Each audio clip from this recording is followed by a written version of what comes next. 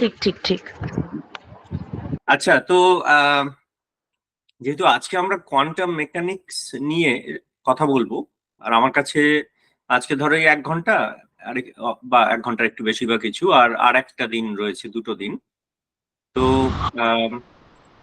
Quantum মেকানিক্সের প্রথমে আমি যেটা করতে চাই সেটা হচ্ছে যে একটু আহ, একটু জাস্ট সার্ভে করে নিতে চাই আমি, সেটা ইন্টারাকশনের মাধ্যমে হোক বা আমার কাছে কিছু প্রশ্ন আছে সেটার মাধ্যমে হোক, যে ঠিক স্টুডেন্টরা কোন জায়গায় আছে। কারণ মানে ক্লাসিক্যাল মেকানিক্স এর সাথে কোয়ান্টাম মেকানিক্স এর একটা বড় পার্থক্য পড়াতে গিয়ে যেটা হবে সেটা হচ্ছে, ক্লাসিক্যাল মেকানিক্সটা তো স্টুডেন্টরা অনেক আগে থেকেই শেখে, তারা হাই স্কুলেও শেখে, তারপরে 11-12 শেখে।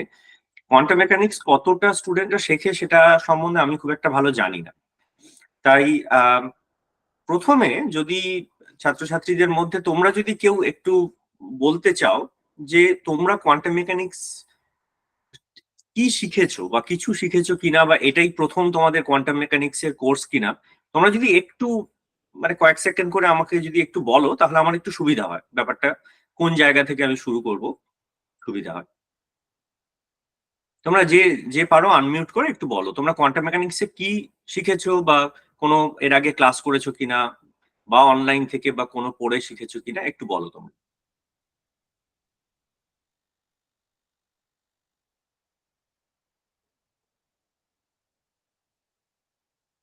আচ্ছা, রাজিবুল দা একটা মেসেজ দেখতে পাচ্ছ? হ্যাঁ, হ্যাঁ বলুন। হ্যাঁ। হুম হুম।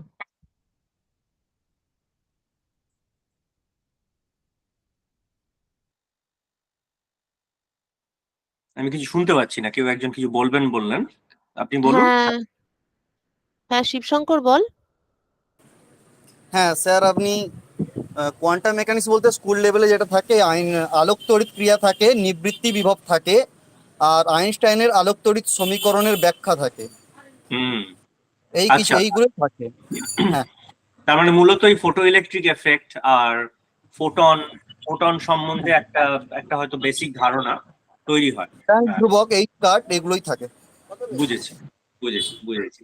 কিন্তু ওকে, ঠিক আছে, এটা খুব ভালো ব্যাপার, কারণ আমি যেভাবে কোয়ান্টাম মেকানিক্সটা ইন্ট্রোডিউস করাবো ভেবেছি তার সাথে সেটা অনেকটা ম্যাচ করে। ঠিক আছে, ওকে, খুব ভালো, থ্যাংক ইউ।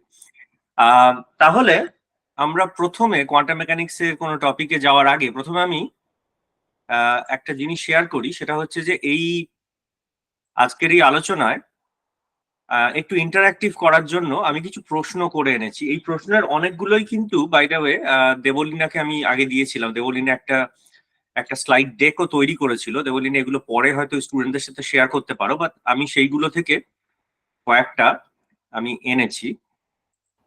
আচ্ছা আচ্ছা, ঠিক হ্যাঁ, আছে। ওই কোয়ান্টাম মেকানিক্সের যে প্রশ্নগুলো যেগুলো তোমার সাথে আমি শেয়ার করেছিলাম। হ্যাঁ হ্যাঁ হ্যাঁ, বুঝতে পেরেছি। তো দর্শকদের মধ্যে আমি তোমরা করেই বলছি, স্টুডেন্টরা, তোমরা তোমরা যদি মানে ল্যাপটপ বা মোবাইলে যেখানে থাকো, তোমরা আরেকটা ওয়েব ব্রাউজারে যাও, গিয়ে menti.com বলে একটা ওয়েবসাইটে ক্লিক করো। এই যে উপরে লিঙ্কটা আছে দেখো, menti.com, তোমরা ওইখানে একটা যাও ওয়েবসাইটে। আচ্ছা, আমি হোয়াটসঅ্যাপ গ্রুপেও পাঠাচ্ছি।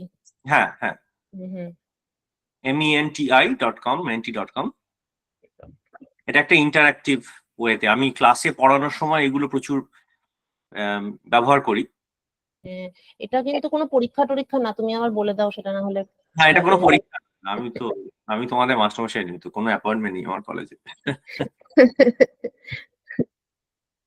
না, এটা হচ্ছে যে কোনো ক্লাসে আমরা যখন আমি যখন পড়াই বা অনেক আমাদের এখানে কলিগরা যখন পড়ায়, ক্লাসগুলোকে ইন্টারঅ্যাক্টিভ করার জন্য আমরা করি কি, যে ক্লাসে আগে আমি যা পড়াবো আগে থেকে ভাবনা চিন্তা করে 2-3টে প্রশ্ন নিয়ে, যে প্রশ্নগুলো হচ্ছে অনেকটা মানে ঠিক আমি যে পড়ালাম সেটা আদৌ কত পার্সেন্ট স্টুডেন্ট বুঝলো, কত পার্সেন্ট স্টুডেন্ট বুঝলো না, কাদের মাথার উপর দিয়ে চলে গেল, সেটা বোঝার জন্য এই প্রশ্নগুলো করি। এটা আমাকে ফিডব্যাক দেয়, এই পদ্ধতিটাকে বলা হয় রিয়েল টাইম ফিডব্যাক। তো তোমরা menti.com এ যদি যাও, গিয়ে ওখানে দেখবে একটা ইউজ কোড দেখতে পাবে। সেই কোডটাও দেবলিন একটু হোয়াটসঅ্যাপে দিয়ে দাও, 94923505। এই যে এখানে লেখা আছে, কোথায় বলে তো বুঝতে পারছি। এই যে উপর আমার স্ক্রিনটা দেখতে পাচ্ছ আমার ইয়েতে? হ্যাঁ, পাচ্ছি। হ্যাঁ, দেখতে পাচ্ছ না এখানে যে ও, পেয়েছি পেয়েছি, হ্যাঁ, 949235। 94923505। হ্যাঁ, আচ্ছা লিঙ্কটা সবাই পেয়েছিস তো? সংকেত এখানে দিয়েছে গুগল মিটের চ্যাটে, আর আমি গ্রুপেও দিয়েছি। আচ্ছা, এইবার হ্যাঁ, এইবার আমি যেমন প্রথম যে প্রশ্নটা, এখন দেখো তোমাদের স্ক্রিনে একটা প্রশ্ন দেখতে পাবে। প্রথম প্রশ্নটা হচ্ছে যে কোয়ান্টাম মেকানিক্স আমরা যখন এর কথা বলি, কোয়ান্টাম মেকানিক্স তো বেশ একটু জটিল টাইপের জিনিস, একদম অ্যাটমিক লেভেল বা পরমাণু সেই সমস্ত ক্ষেত্রেই কোয়ান্টাম মেকানিক্স ব্যবহার হয়। এইটা হয়তো তোমরা সাধারণভাবে হয়তো শুনে থাকবে তোমরা। তো প্রথম প্রশ্নটা হচ্ছে ট্রু না ফলস, এই দুটো প্রশ্নে তোমরা উত্তর দিতে পারবে, ভোট দিতে পারবে। এখানে দেখো স্ক্রিনে একটা ভোট, কিছু একটা সাইন পাবে। এখানে হচ্ছে প্রশ্নটা হচ্ছে যে আমরা কোয়ান্টাম মেকানিক্স এর অ্যাপ্লিকেশন, সেটা আমাদের দৈনন্দিন জীবনে, মানে এই তোমার কলেজ থেকে বাড়ি যাওয়ার পথে বা দৈনন্দিন জীবনে আমরা অ্যাকচুয়ালি ব্যবহার করি না। এটা সত্য কথা না মিথ্যে কথা? সত্যি হলে মানে ব্যবহার করি না হলে ট্রুতে দাও, আর ব্যবহার করি হলে ফলসে একটা ভোট দাও।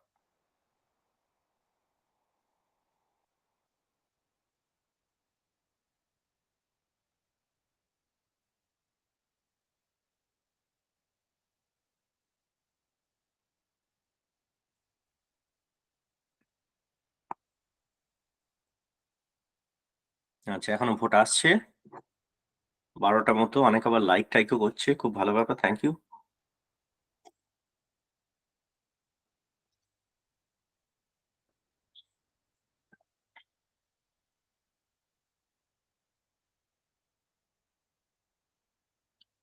ওকে, অনেক ভোট এসেছে, আমি একটু উত্তরটা দেখি।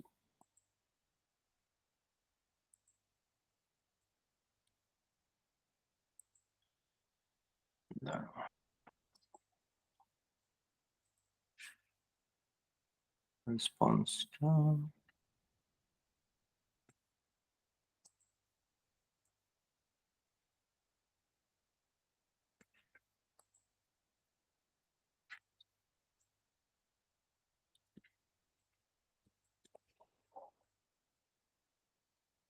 ওকে, এক সেকেন্ড, ফর সাম রিজন আমার এখানে রেসপন্সটা দেখা যাচ্ছে না।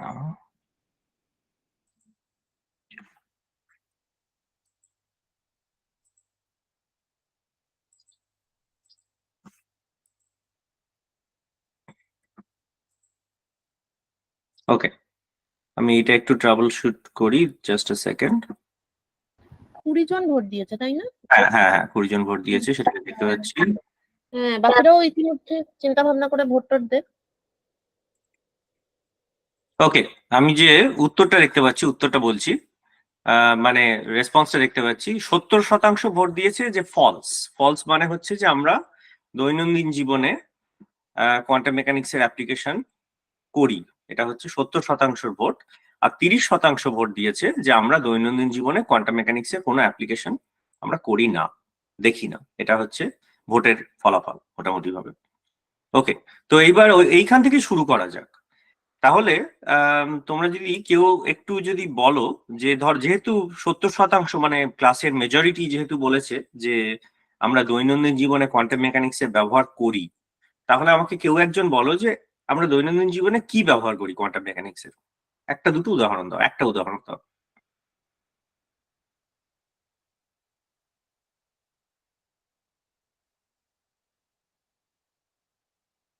যে কেউ বলতে পারো, অনলাইন করে, আনমিউট করে।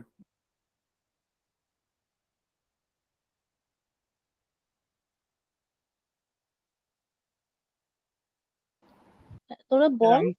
হ্যাঁ, স্যার, আমরা যখন দাঁড়িয়ে থাকি হুম তখন আমাদের যে মানে পায়ের যে অণুগুলোর সঙ্গে পৃথিবীর যে মাটির যে অণুগুলো তাদের মধ্যে যে আকর্ষণ হয় বা আকর্ষণ বিকর্ষণ যাই বলি না কেন, মানে ইন্টারাকশন যেটা হয় আর কি, হুম তো সেটা তড়িৎ চুম্বকীয় বল এরম হিসাবে তো হতে পারে, এবং সেটা তো কোয়ান্টাম মেকানিক্স এরই জিনিস আমার মনে হয়।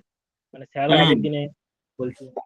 হ্যাঁ ঠিক, আমি ওই আগের দিনে আনন্দদার ইউটিউবের হ্যাঁ, আমি একটুখানি অংশ দেখছিলাম, এবং এক্স্যাক্টলি এই সময়টায় ঠিক কথা বলেছে যে দুটো পরমাণু আসলে কি হয় যে, যেটা হচ্ছে আমরা যখন মাটির উপরে দাঁড়িয়ে আছি তখন মাটির সাথে মাটির অণুপরমাণুগুলো আর আমাদের পায়ের অণুপরমাণুগুলো, তাদের মধ্যে দূরত্ব যত বাড়তে থাকে বা কমতে থাকে সেই অনুযায়ী বলটা আকর্ষণ বা বিকর্ষণ বলে পরিণত হয়।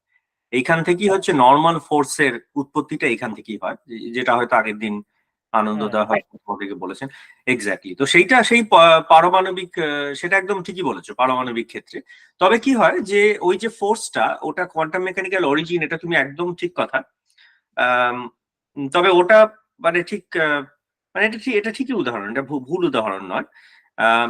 আরো একটা দুটো শুনি আমি, যে প্রায় এই আমরা যে এলইডি বাল্বগুলো ইউজ করি ওইগুলো তো হচ্ছে ওই যে আলোক তড়িৎ ক্রিয়ার ফলে হয়।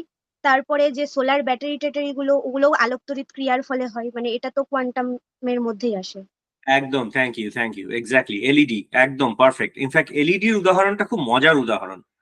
হ্যাঁ, এলইডির উদাহরণটা মজার উদাহরণ এই কারণে যে সাধারণভাবে আমরা যেটা বুঝি যে রং, আমি একটা জামাকে লাল দেখছি, একটা জামা নীল দেখছি, কিভাবে একটা জামাকে লাল করা হয় বা নীল করা হয়, সেটা হচ্ছে রং দিয়ে, তাই তো, একটা কেমিক্যাল দিয়ে।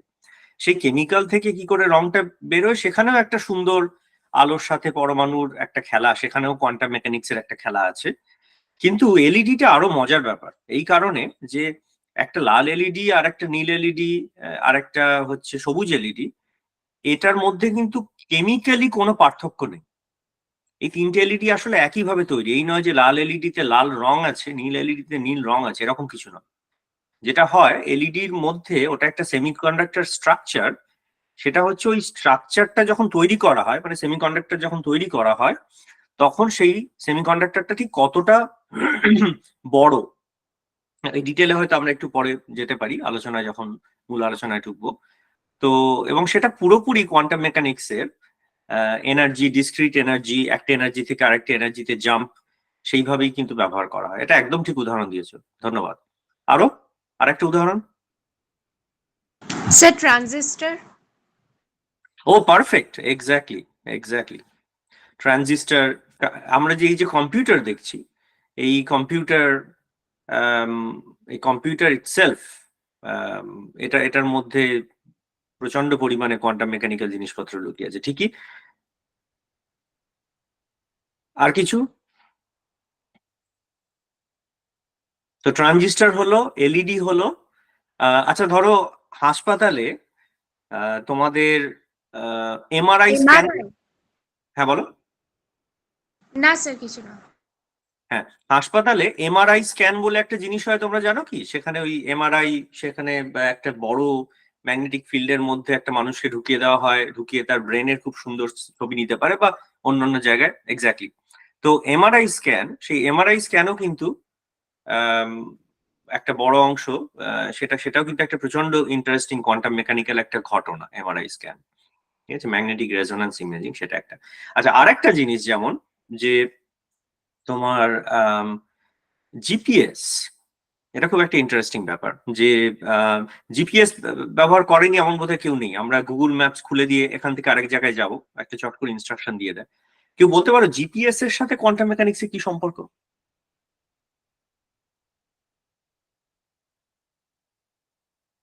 এই যে ফোনে গুগল ম্যাপস, এর সাথে কোয়ান্টাম মেকানিক্সের কি সম্পর্ক থাকতে পারে?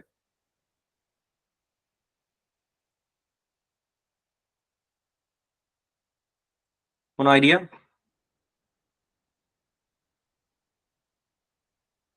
আচ্ছা, ব্যাপারটা তাহলে বলি।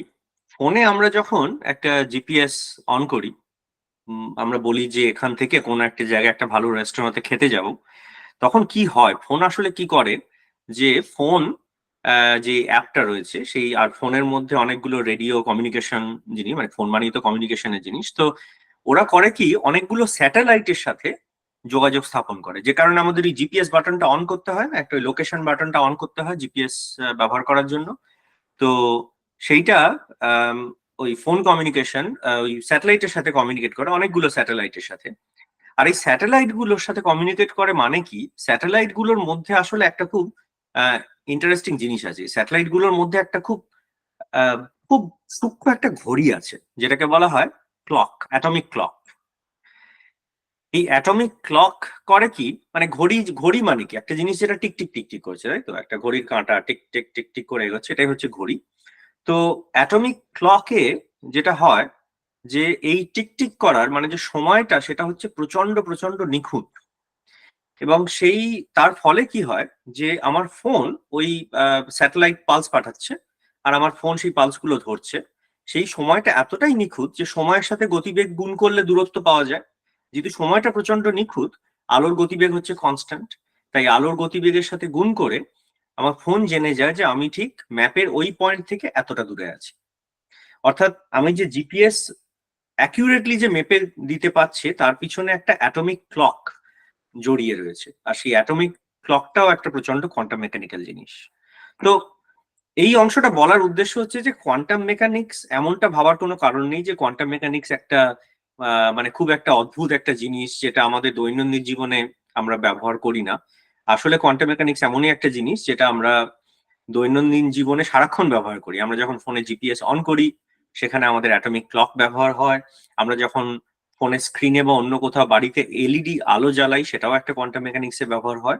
আর এছাড়াও যেমন হেঁটে থাকার আর একটা সুন্দর জিনিস, দেওলিনা বিজ্ঞানের কথা বললো, বিজ্ঞান.org.in ওখানে একটা সুন্দর লেখা হয়েছিল। সেখানে হচ্ছে যে টিকটিকি যে দেওয়ালে আটকে থাকতে পারে ওইভাবে, সেটার পিছনেও যে বলটা ওটাও কিন্তু ওই একই ভাবে, যেটা একজন তুমি বললে না যে পায়ের সাথে নর্মাল ফোর্সে, ওই বলটাও কিন্তু একই ভাবে তৈরি হয়। তো সেখানেও একটা কোয়ান্টাম, টিকটিকিতেও কোয়ান্টাম এরকম একটা কিছু। এই লেখাটার লিঙ্কও আমরা পরে দিয়ে দিতে পারি। তো ঠিক আছে, খুব ভালো। এবার এখান থেকে আমরা একটু আগে যাই। কোয়ান্টাম মেকানিক্স সম্বন্ধে যখন আসলে আলোচনা হয়, সেই আলোচনাতে আমরা একটা জিনিস মাঝে মধ্যেই যেটা পাই সেটা হচ্ছে যে কোয়ান্টাম মেকানিক্স, সেখানে তোমার মানে কোয়ান্টাম মেকানিক্স হচ্ছে একটা প্রবাবিলিটির খেলা। এই কথাটা হয়তো তোমরা অনেকে শুনে হয়তো থাকতে পারো। এটা শুনেছো কি যে কোয়ান্টাম মেকানিক্সে শুধু প্রবাবিলিটি নিয়ে কথা বলা হয়?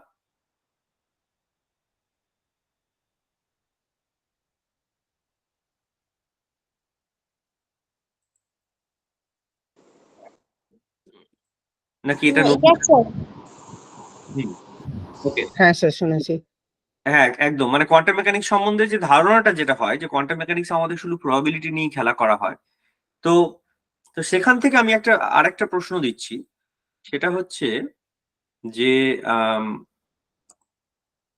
ওই ওই একই ওয়েবসাইটে, মেন্টি যে ওয়েবসাইটে তুমি খুলেছিলে, ওখান থেকে তুমি এই প্রশ্নটা তুমি পেয়ে যাবে। একটু রিফ্রেশ করলে যে প্রশ্নটা হচ্ছে যে কোয়ান্টাম মেকানিক্সের কোনো পরীক্ষার ফল সেটা সবসময় সেটা প্রবাবিলিটি দিয়েই মাপতে হবে, এবং সেটা কোনো রকম সার্টেনটি নেই। মানে আমি কোয়ান্টাম মেকানিক্সে কোনো পরীক্ষা করে আমি কখনো বলতে পারবো না যে আমি এটাই পাবো। আমি শুধুমাত্র প্রবাবিলিটি দিয়েই দেখতে হবে। এটা সত্যি না মিথ্যে? এটা দেখো তোমাদের ওই menti.com এ আগে যে ওয়েবসাইটটা খুলেছিল ওটাই এই প্রশ্নটা তুমি পাবে।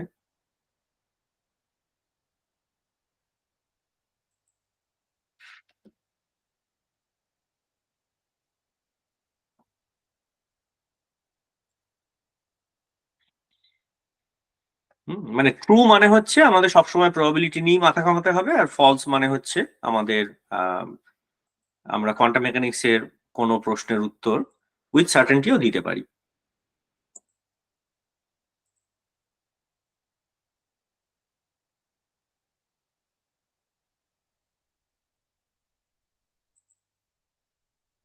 আচ্ছা, এবার দেখি কারা কি উত্তর দিল। আচ্ছা, তোমরা স্ক্রিনে রেজাল্ট দেখতে পাচ্ছ।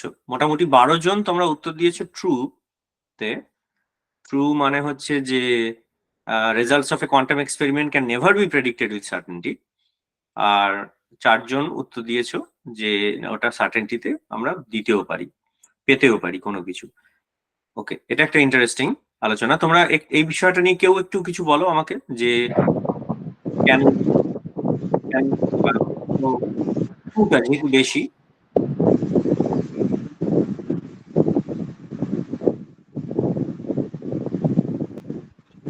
সূর্য কিছু বলছিস? হ্যাঁ, সূর্য বল। স্যার স্যার হাইজেনবার্গের আনসার্টেনটি প্রিন্সিপাল থেকে তো বলা যায় যে মানে ধরুন কোনো ইলেকট্রন ধরুন কোনো জায়গায় অবস্থান করছে, সেটা তো আমরা পারফেক্টলি বলতে পারি না, না? তো ওটা তো তার তো আমরা শুধু প্রবাবিলিটিটাই বলতে পারি যে এই জায়গায় থাকতে পারে বা নয়। বা কোনো অন্ধকার ঘরে যদি কোনো ইলেকট্রন থাকে, আমরা যদি টর্চ মারি তখন তার মানে অবস্থানটা একটু পরিবর্তন তো হতে পারে, তো এটা তো বলতে পারি আর কি। তার মানে আমরা কখনো একদম সার্টেনটি নিয়ে বলতে পারবো না যে কোন জায়গাটা কি আছে কোয়ান্টাম মেকানিক্স। না খুব ভালো। এটা এইটার একটা কোনো কেউ বিরুদ্ধ মত কেউ কিছু দিতে চাও কি?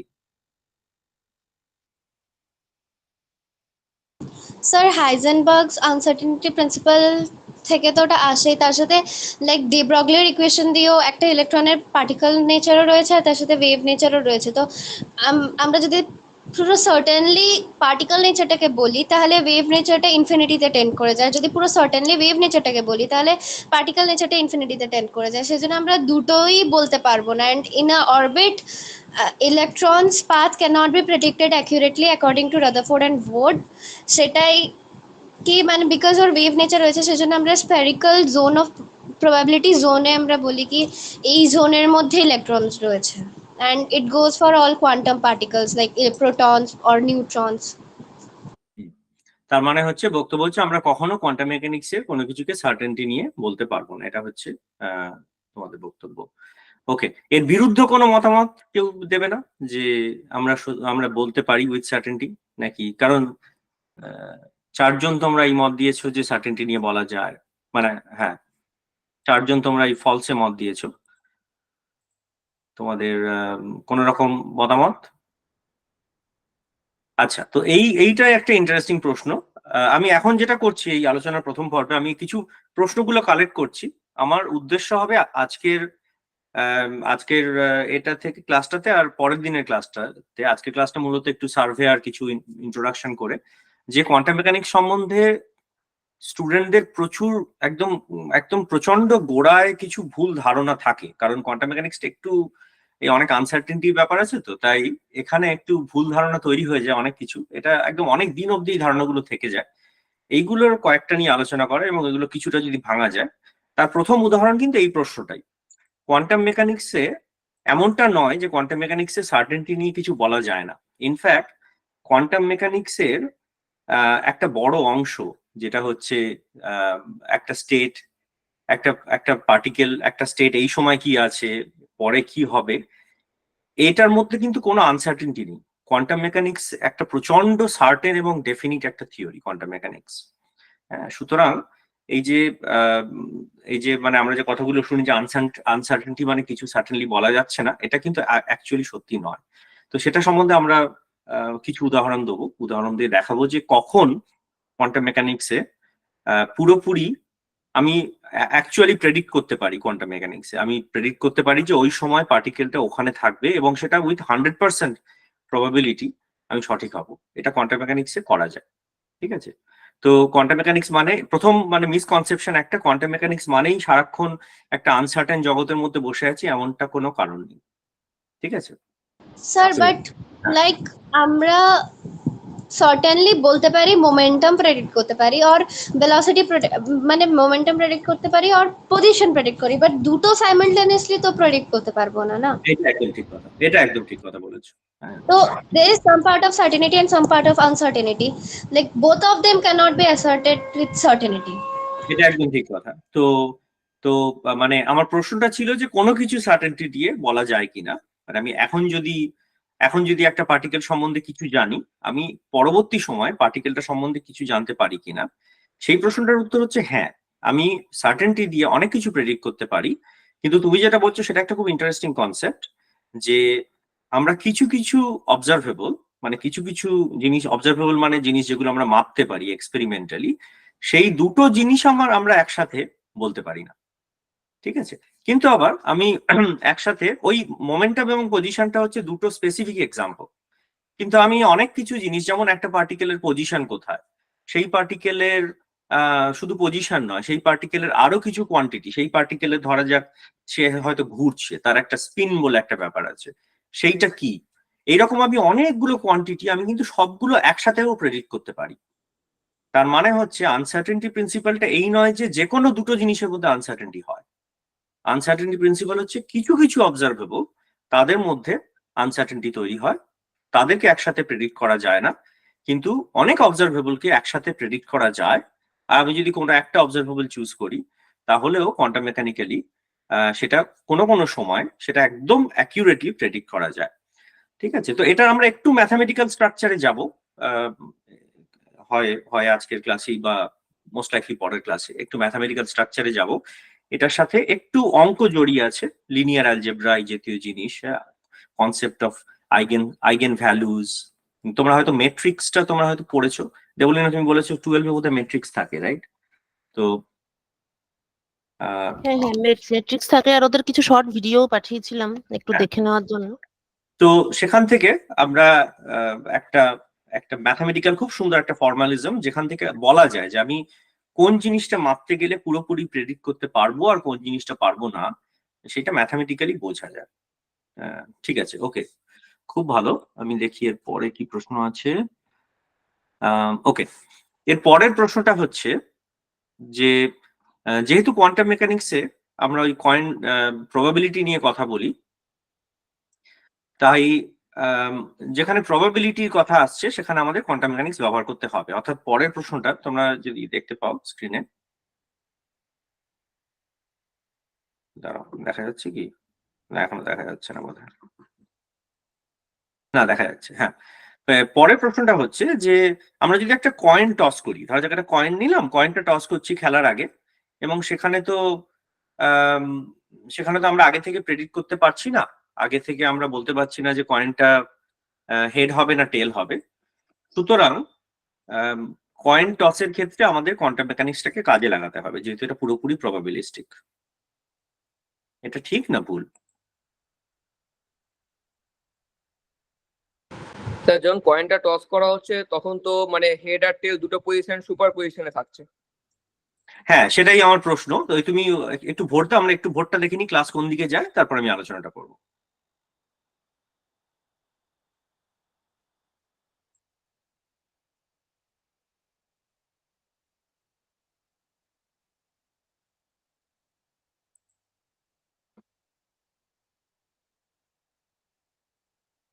এটা আমি খুব ইন্টারেস্টিং উত্তর পাচ্ছি এখানে, মানে আমি ভোটের রেজাল্টটা দেখছি, একটু পরে শেয়ার করব। তো মানে ট্রুতে ভোট দেবে যদি যদি বলো যে আম, যে মানে কয়েন টসটা ব্যবহার করার জন্য প্রবাবিলিটি এবং কোয়ান্টাম মেকানিক্স প্রয়োজন, আর ফলসে ভোট দিও যদি মনে হয় যে না, কয়েন টসটা এক্সপ্লেন করার জন্য প্রবাবিলিটি কোয়ান্টাম মেকানিক্স এই দুটোই দরকার নেই, বা দুটোর কোনো একটা দরকার নেই।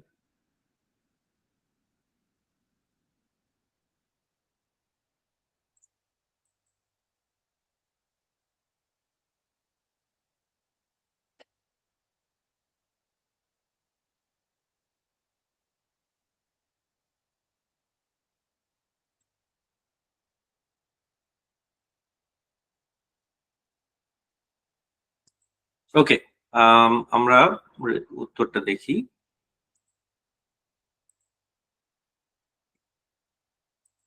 এই দেখো, তোমাদের বেশিরভাগই উত্তর দিয়েছো, 16 জন উত্তর দিয়েছো যে কোয়ান্টাম মেকানিক্স ব্যবহার করা দরকার কয়েন টসের ক্ষেত্রে, আর 3 জন উত্তর দিয়েছো যে কোয়ান্টাম মেকানিক্স ব্যবহার করার প্রয়োজন নেই। আচ্ছা, এটাও এটাও আমি প্রশ্নটা করছি কারণ এটাও একটা খুব বেসিক একটা কনসেপ্টের জায়গা, যে প্রবাবিলিটি মানেটা কি সেই বিষয়টার জায়গা। তো এখানেও হ্যাঁ, তো একজনকে বলছিলে, বলো যে কেন কয়েন টসের ক্ষেত্রে কোয়ান্টাম মেকানিক্স দরকার।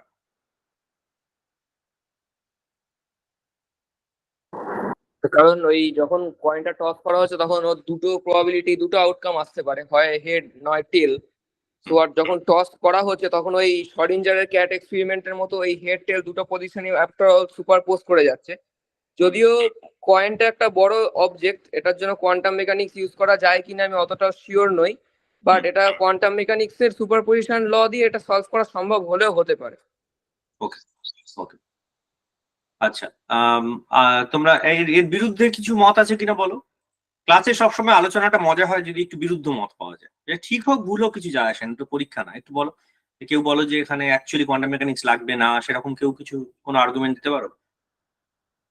স্যার এখানে লাগবে না কারণ এটা মানে অ্যাকিউরেটলি প্রেডিক্ট করা যায় ক্লাসিক্যাল মেকানিক্স ইউজ করে আর প্রবাবিলিটি থিওরি দিয়ে। কোয়ান্টাম মেকানিক্সটা খুব একটা নেসেসারি নয় এখানে। তো তাহলে আমার প্রশ্ন হচ্ছে যে আমি কোয়ান্টাম মেকানিক্সেও প্রবাবিলিটির কথা বলছি, আর এখানে তুমি বলছো এখানেও প্রবাবিলিটি। দুটোর মধ্যে পার্থক্য কি তাহলে? আমি কখন বুঝবো যে কোন প্রবাবিলিটির জন্য কোয়ান্টাম মেকানিক্স দরকার আর কোন প্রবাবিলিটির জন্য ক্লাসিক্যাল মেকানিক্স? দুটো প্রবাবিলিটির মধ্যে পার্থক্যটা কি? লাইক কয়েন টসে দুটোই শুধু আউটকাম রয়েছে, either head or tail, but মানে কোয়ান্টাম মেকানিক্সে যখন রেজাল্টস গুলো আসতে পারে তখন সেটার মধ্যে এরকম মানে দুটোর মধ্যে কোনো একটা আসবে সেরকম তো নয় না, মানে আরো রেঞ্জ অফ ভ্যালুজ এর মধ্যে আসতে পারে, সেই জন্য। ওকে, আরেকটা প্রবাবিলিটি থাকতে পারে যে হেড আর টেল কিছুই আসলো না, কয়েনটা জাস্ট 90 ডিগ্রি হয়ে দাঁড়িয়ে গেল। ওইটা আমরা একটু বাদ দিয়ে দিলাম ফর দ্য মোমেন্ট, ষোলের ওই কয়েনটা একটু বাদ দিয়ে দিচ্ছি, কিন্তু ধরা যাক আছে। ওকে, এখানে আমি কতগুলো খুব সুন্দর সুন্দর পয়েন্ট পেলাম। আরো কিছু ওপিনিয়ন থাকলে দিতে পারো। একটা খুব ইন্টারেস্টিং পয়েন্ট পেলাম যে কয়েনে মাত্র দুটোই অপশন, কিন্তু কোয়ান্টাম মেকানিক্সে দুটো নয়, তার বাইরে অনেক বেশি অপশন হতে পারে। আর আরেকটা হচ্ছে যে কয়েনের প্রবাবিলিটি, কেউ কেউ বললে যে কয়েনের একটা সুপার পজিশন স্টেট থাকে। ওকে, তাহলে এই জিনিসটা নিয়ে একটা আলোচনা শুরু করা যায় যে আসলে এর উত্তরটা হচ্ছে যে একটা কয়েন টসের জন্য আমাদের কোয়ান্টাম মেকানিক্স ব্যবহার করতে হয় না, বা কোয়ান্টাম মেকানিক্স আমাদের নর্মাল কয়েনের জন্য কোয়ান্টাম মেকানিক্স ব্যবহার করাটা অ্যাকচুয়ালি ভুল হবে।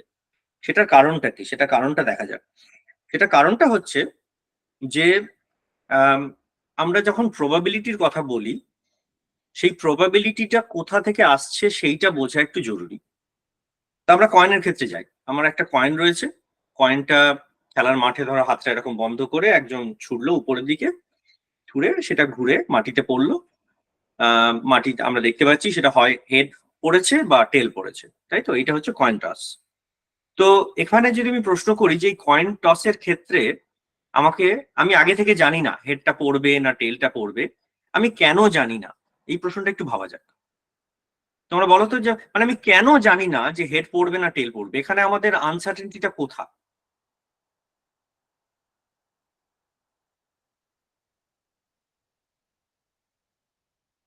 কয়েনটা কতবার ঘুরবে সেটা তো জানি না, আর Okay, প্রথমে হেড ছিল না প্রথমে টেল ছিল আমার হাতে, কোন দিকে মুখ করেছিল উপরের দিকে সেটাও তো জানি না। পারফেক্ট, খুব ওটা যদি ভালো, খুব ভালো দুটো পয়েন্ট। ওটা যদি জানতে পারতাম এবং কতবার ঘুরবে জানতে পারতাম তাহলে আমি এক্সাক্ট বলতে পারতাম যে হেড পড়বে না টেল পড়বে।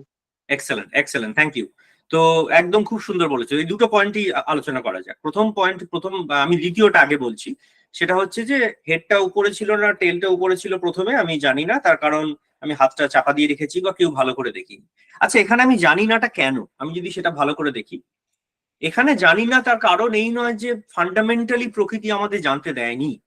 এখানে আমরা জানি না তার কারণ একটা খেলা হচ্ছে, সেই খেলাতে আমরা সবাই মিলে, মানে খেলার আগে যখন টসের সময় আমরা সবাই মিলে সিদ্ধান্ত নিয়েছি আমরা 2 নম্বরই করবো না, আমরা দেখবো না উপরে হেড আছে না টেল আছে, তাই তো? এর বেশি কিছু নয়। তার মানে মানে আমার অবজারভার, আমরা যদি চাইতাম আমরা কিন্তু এই ইনফরমেশনটা অনায়াসে পেতে পারতাম। আমরা যদি জাস্ট দেখতাম, আমি জানি ওটা হেড আছে না টেল আছে, ঠিক আছে? এগুলো একটু মানে ব্যাপারগুলো একটু ডিভিশন গুলো দেখো, এর মধ্যে কিছু সাটলিটি আছে। তো উপরে হেড আছে না টেল আছে কোনখান থেকে শুরু করেছিলাম সেটা আমি কিন্তু ইজিলি জানতে পারতাম। মানে এখানে একটা ইনফরমেশন যেটা আমি নিয়মের জন্য হোক বা যে কোনো কারণের জন্য হোক আমি চেপে রেখেছি ইনফরমেশনটা। এটা হচ্ছে 1 নম্বর কথা। দ্বিতীয়, তুমি যেটা প্রথম বললে যে কতবার ঘুরেছে, সেটা আমি যদি বলতে পারতাম তাহলে খুব ভালো হতো। সেটা একটু ভাবা যাক। আমি কয়েনটাকে এবার টস করলাম। কয়েনটা টস করা মানে কি? আমি একটা ফোর্স দিয়ে কয়েনটাকে তুললাম, অ্যাকচুয়ালি একটা টর্ক দিয়ে তুললাম। একটা ফোর্স, সেটা একদম সেন্টারে নয়, যেহেতু সাইডে রয়েছে একটা টর্ক তৈরি হয়েছে যে কারণে ঘুরছে। তো ধরা যাক আমার এই কয়েনের উপরে একটা ছোট্ট সেন্সর বসানো আছে। এখন তোমরা জানো সেন্সর দিয়ে অনেক কিছু করা যায়, কতটা ফোর্স গেল এগুলো একটা ছোট্ট একটা সেন্সর বসিয়ে রেখেছি। তাহলে তো বা আমার পাশ থেকে একটা খুব হাই স্পিড ক্যামেরা দিয়ে একটা ছবি তোলা হচ্ছে, মানে খোলা জায়গায় টস হচ্ছে, পাশে কেউ একটা হাই স্পিড ক্যামেরা নিয়ে বসে আছে, হতেই পারে, আজকাল কত যন্ত্র আছে। তো সেই হাই স্পিড ক্যামেরা নিয়ে একজন ছবি তুলছে, সে খুব অ্যাকিউরেটলি শুরুর টর্ক বা শুরুর ভেলোসিটিটা সে মাপতে পারলো, তার কাছে সেই ইনফরমেশনটাও আছে। কয়েনটা যখন একবার হাত থেকে উপরে উঠলো, তখন কয়েনের উপরে কি কি ফোর্স কাজ করছে? ধরা যাক হাওয়ার বাধাটা যদি বাদ দিয়ে দিই আমি, ধরা যাক খুব বেশি হাওয়াটাও নেই, এটা আনন্দদার ক্লাস থেকে তোমরা খুব সুন্দর আলোচনা করেছো কিছুদিন আগে। কয়েনটা যখন উপরে যাচ্ছে তখন কয়েনের উপর কটা ফোর্স কাজ করছে? একটাই, সেটা হচ্ছে কয়েনের ওয়েট, পৃথিবী টানছে। তো তাহলে এবার আমাকে বলো, আমি যদি কয়েনের শুরুতে তার কোথা থেকে কয়েন টসটা হয়েছে, মানে কোন হাইট থেকে শুরু হয়েছে কয়েনটা, কোন ভেলোসিটি বা টর্ক নিয়ে শুরু করেছে কয়েনটা যাত্রা, আর আমি ফোর্সটা জানি, কয়েনের ওজনটা আমি যদি আগে থেকে জানি, তাহলে কয়েনটা কতবার ঘুরলো বা কতটা উপরে উঠলো এইগুলো প্রেডিক্ট করা কি আদৌ কোনো অসুবিধার বিষয়? তোমরা যে সায়েন্স জানো সেখান থেকে তোমরা কি প্রেডিক্ট করতে পারবে না? হ্যাঁ বলো। পারবো। এক্স্যাক্টলি, কারণ এখানে সবকিছু আমরা জানি, আমরা নিউটনের সূত্র জানি, আমরা নিউটনের সূত্রতে ফেলে দেবো, আমরা শুরুতে কতটা ভেলোসিটি কতটা অ্যাক্সিলারেশন ছিল, সেখান থেকে আমরা ফোর্সের অঙ্কটা কষতে হয়তো একটু শক্ত হতে পারে, সেটা অঙ্কের ব্যাপার, কিন্তু আমরা করে ফেলতে পারবো। তাহলে আমি যদি জানি শুরুতে কোন অবস্থা থেকে শুরু করেছিল, কোন অবস্থায় পড়লো, এই ঘটনার মধ্যে কোথাও কোনো আনসার্টেনিটি নেই, আমি সমস্ত কিছু ইনফরমেশন জানি।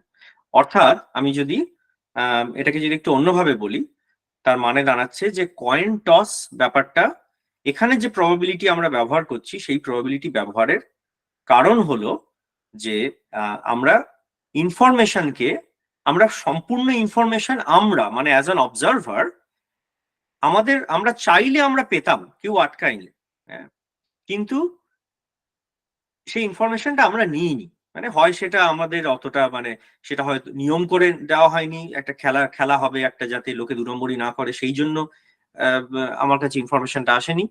অথবা এরকম হতে পারে যে মানে অত ইনফরমেশন খেতে গেলে প্রচুর খাটতে হবে, মানে আমার জাস্ট একটা লেজিনেস এর জন্য, যে কে ওখানে পাশ থেকে বসে ছবি তুলে দেখবে এক্স্যাক্টলি কত ভেলোসিটি নিয়ে তোলা হলো, অত আমার মানে অত সময় নেই বা অত এনার্জি নেই, অত পয়সা নেই, অত যন্ত্রপাতি কেনারও পয়সা নেই, সেই জন্য। কিন্তু কোথাও কোনো ফান্ডামেন্টাল বিরোধ নেই যে আমি সবকিছু জানতে পারতাম। এইটা হচ্ছে কয়েন টস, ঠিক আছে? এই ব্যাপারটা কি পরিষ্কার হলো? যে মানে বক্তব্য হচ্ছে কয়েন টসের ক্ষেত্রে অ্যাকচুয়ালি কিছুই প্রবাবিলিস্টিক নয়, আমি সমস্ত কিছু ক্যালকুলেট করতে পারি কয়েন টসের ক্ষেত্রে যদি আমি ইনফরমেশন কালেক্ট করি। স্যার আমার একটা প্রশ্ন আছে। বলো। হ্যাঁ, বলছি কয়েন টসের ক্ষেত্রে আমরা হেড আছে এবং টেল আছে, তার মানে হেড পড়ার সম্ভাবনাও 50% বা হাফ, আর টেল পড়ারও 50% সম্ভাবনা কিন্তু 50%। সেক্ষেত্রে প্রেডিক্ট করবো আমরা কিভাবে, যেহেতু দুটোই পড়ার সম্ভাবনা 50%? না, আমি ওটাই বলছি, সম্ভাবনা 50%টা এটা তুমি এই কারণেই বলছো যে কখন হেড পড়বে কখন টেল পড়বে সেটা আগে থেকে যে কন্ডিশন। ধরো আমি তোমাকে একটা উদাহরণ দিচ্ছি, ধরে নাও তুমি হঠাৎ করে এক রাস্তায় তোমার বাড়ির পাশের এক নেবারের সাথে দেখা হলো, তুমি বাড়ি থেকে বেরিয়ে তুমি জানো যে মোটামুটি তোমার বাড়ির তোমার প্রতিবেশী, ধরে নাও তিনি একজন রিটায়ার্ড মানুষ, তাকে হয় তুমি ওই ক্লাবে দেখতে পাবে অথবা মার্কেটে দেখতে পাবে, তো তুমি আর জানো না এর বেশি কিছু, আর কোনো ইনফরমেশন জানো, সেই ভদ্রলোকের সাথে বা সেই ভদ্রমহিলার সাথে তোমার আর কোনো আলাপ নেই, তুমি তাকে কখনো মার্কেটে দেখতে পাও কখনো ক্লাবে দেখতে পাও, তাহলে তুমি বলবে যে আচ্ছা আমি জানি ওনাকে হয় ক্লাবে বা মার্কেটে দেখতে পাই, মানে সম্ভাবনা হচ্ছে 50% টাইম আমি মার্কেটে দেখবো, 50% ক্লাবে দেখবো, ঠিক আছে?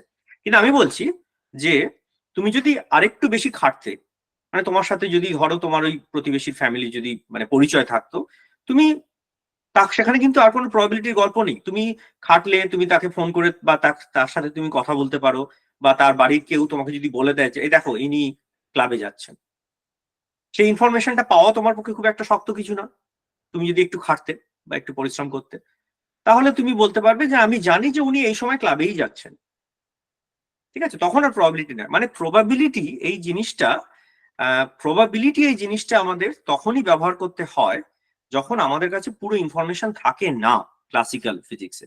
মানে কয়েন টসের ক্ষেত্রেই বলি, তুমি যদি ধরো জানো যে মানে আমি হাতটা চাপা দিয়ে বলছি না, যে আমি উপরে টেল থেকে শুরু করেছি, এক্স্যাক্টলি কোন স্পিড দিয়ে ছুড়েছি আমি জানি, তাহলে আমি সমস্ত ক্যালকুলেট করে আমি এক্স্যাক্টলি বলতে পারি টেল পড়বে না হেড পড়বে, এখানে কোনো প্রবাবিলিটির ব্যাপার নেই, প্রবাবিলিটি তখনই আসছে যে তুমি জানি না। বোঝা গেল কি ব্যাপারটা?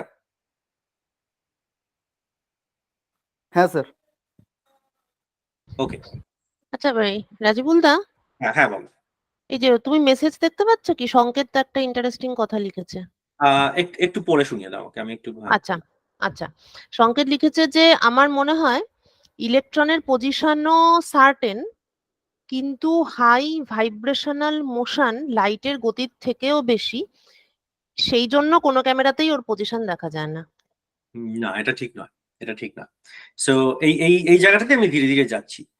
যে প্রথম কথা, আলোর গতিবেগের থেকে বেশি এখনো অবধি আমরা কোনো ফিজিক্যাল অবজেক্ট পাইনি আমাদের এখনো অবধি, সেটা ঠিক নয়।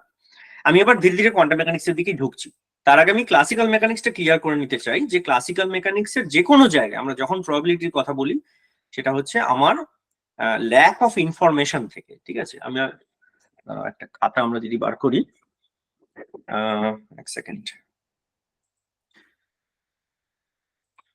যাতে এগুলো একটু লেখা যায়। শেয়ার উইন্ডো,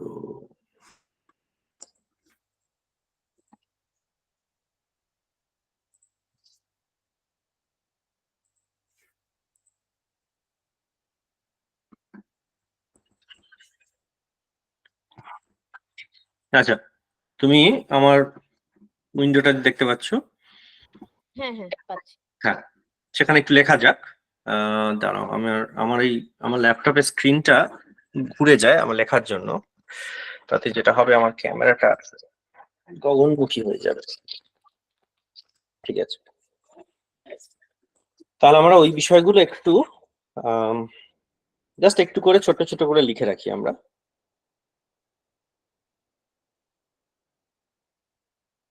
তাহলে এটা হচ্ছে ক্লাসিক্যাল প্রবাবিলিটি, যেমন হচ্ছে কয়েন টস। এখানেই প্রবাবিলিটির অরিজিনটা কি, মানে প্রবাবিলিটিটা কেন এলো? প্রবাবিলিটি এলো কারণ দ্য অবজারভার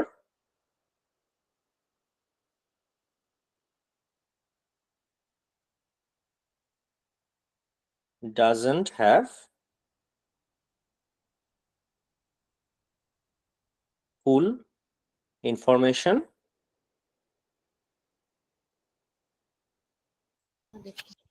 হ্যাঁ, চাণক্য লেখা দেখতে পাচ্ছ না?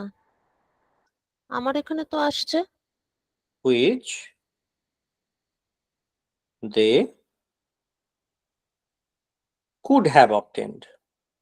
এটা একটা ইম্পর্টেন্ট ব্যাপার। এই এই এই সেন্টেন্সটা হচ্ছে প্রচন্ড, এটা খুব সাটল, কিন্তু এটা আমি চাই যে তোমরা ভালো করে বোঝো যে কুড হ্যাভ অবটেন মানে কি। কুড হ্যাভ অবটেন মানে হচ্ছে যে অবজারভার, যেমন এই কয়েন টসের আমি একটা ডিটেল উদাহরণ দিয়ে বললাম যে ইনফরমেশনটা একজন অবজারভারের কাছে নেই, মানে উপরে হেড না টেল থেকে শুরু করেছিল বা কতটা ফোর্স দিয়ে ঠেলেছে সেটা নেই। তার একমাত্র কারণ হচ্ছে, মানে তার কয়েকটা কারণ হচ্ছে যে আমরা মানে মানুষজন আমরা আর্টিফিশিয়াল রুল দিয়ে আটকে রেখেছি। আমরা বলেছি যে না তুমি দেখতে পাবে না আমি কয়েনটা, যেখানে আমি হাতটা চেপে করেছি, এটা আর্টিফিশিয়াল রুল। মানে প্রকৃতি বলে দেয়নি যে কয়েন টস করতে তোমাকে হাতটা চেপেই কয়েন টস করতে হবে, ঠিক আছে, এরকম কিছু নয়।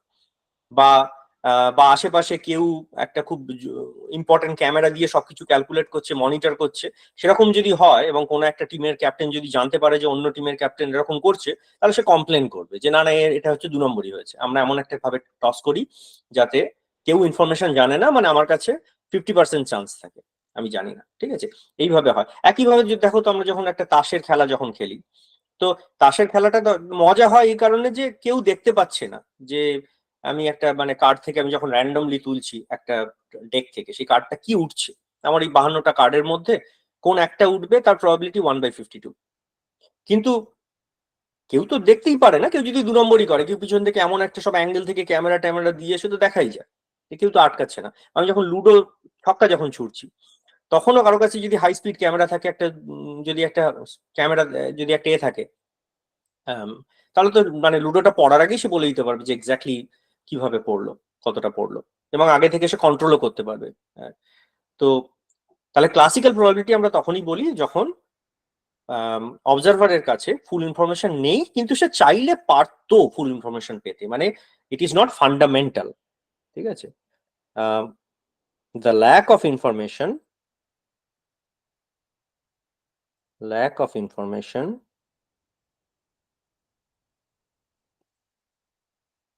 is not a fundamental feature of nature.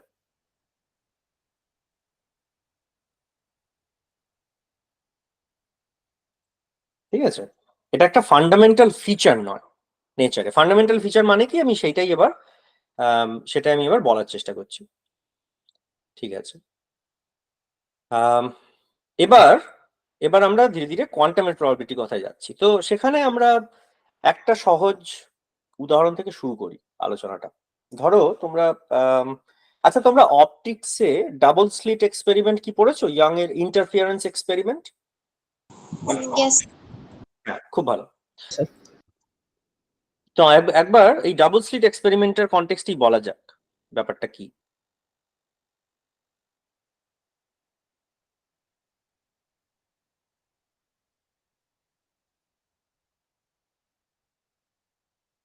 এটা হচ্ছে অপটিক্স, ক্লাসিক্যাল অপটিক্স, মানে কোনো কোয়ান্টাম দরকার নেই। তো ব্যাপারটা কি হচ্ছে ডাবল স্লিট এক্সপেরিমেন্টে, আমি জাস্ট একবার রিক্যাপ করে নিই। ধরা যাক আমার কাছে একটা সোর্স আছে, একটা পয়েন্ট সোর্স, আর তার সামনে একটা পর্দা দিয়ে দিয়েছি, যে পর্দার দুটো স্লিট আছে, দুটো ছ্যাঁদা আছে। এটা ধরে নাও S1 আর S2। আর দূরে একটা পর্দা দিয়ে দিয়েছি, সেই পর্দাতে আলো গিয়ে পড়ছে। তো এবার যদি আমার আলোর তোমরা এগুলো আগে দেখেছো, আমরা যদি আলোকে একটা তরঙ্গ হিসেবে যদি দেখি, তাহলে কি হয় যে সেই আলোক তরঙ্গটা যে মোমেন্টে S1 এ গিয়ে পৌঁছলো, এই স্লিটগুলো অত্যন্ত সূক্ষ্ম, যাতে ওগুলোকে আমরা একটা পয়েন্ট হিসেবে ভাবতে পারি। যখন S1 এ গিয়ে পৌঁছলো, তখন সেখান থেকে আবার নতুন তরঙ্গ তৈরি হলো,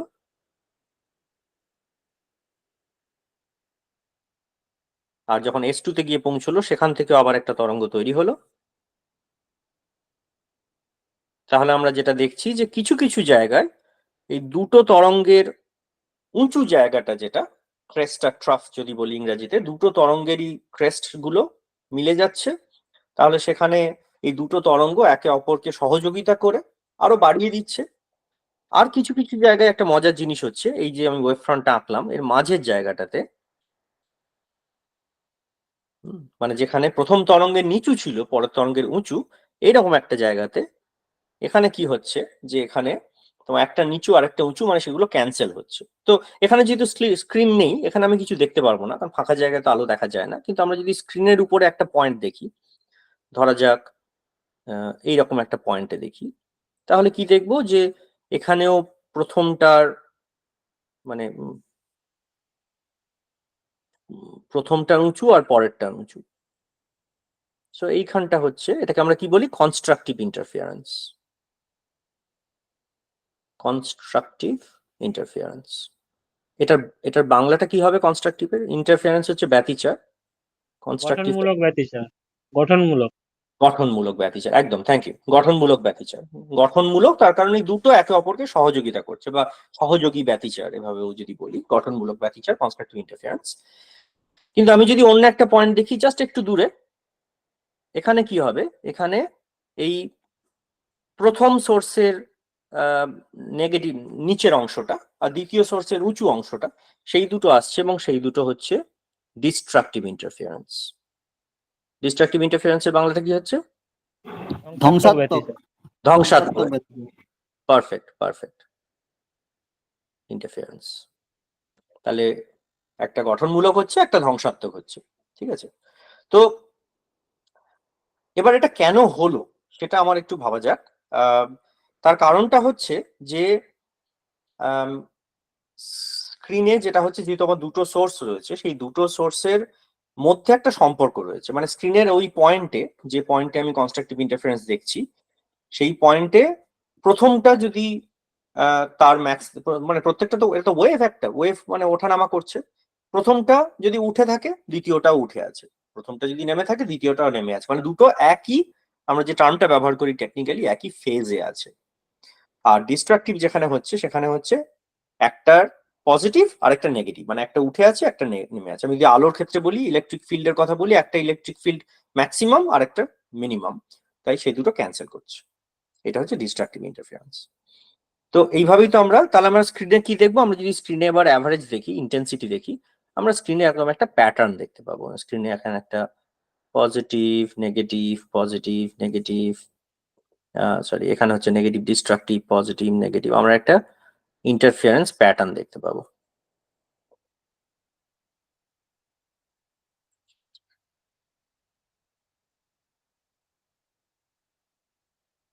আচ্ছা, আমি এগোনোর আগে তোমরা তোমরা বলো এইটার উপরে কোনো প্রশ্ন আছে কিনা, জাস্ট ক্লাসিক্যাল ফিজিক্সের, কারণ এটা ইম্পর্টেন্ট আমার পরের ব্যাপারটা বোঝানোর জন্য।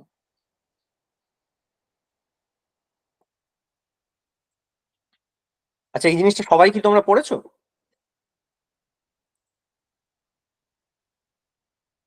হ্যাঁ স্যার, পড়েছি তো। আচ্ছা, বাকিদের আমি মৌনতা সম্মতির লক্ষণ ধরে নিচ্ছি, ঠিক আছে, খুব ভালো। এইবার এই ব্যাপারটাকে একটু মজা করা যাক, এই ডাবল স্লিট এক্সপেরিমেন্টটাকে একটু মজা করে দেওয়া যাক। শুরুতে আমাদের আলোচনা শুরুতেই একজন বললেন যে তোমরা মোটামুটি ফোটনের আইডিয়া পড়েছো, আইনস্টাইনের photo electric effect. Photo electric effect একটা প্রচন্ড ইম্পর্টেন্ট আবিষ্কার।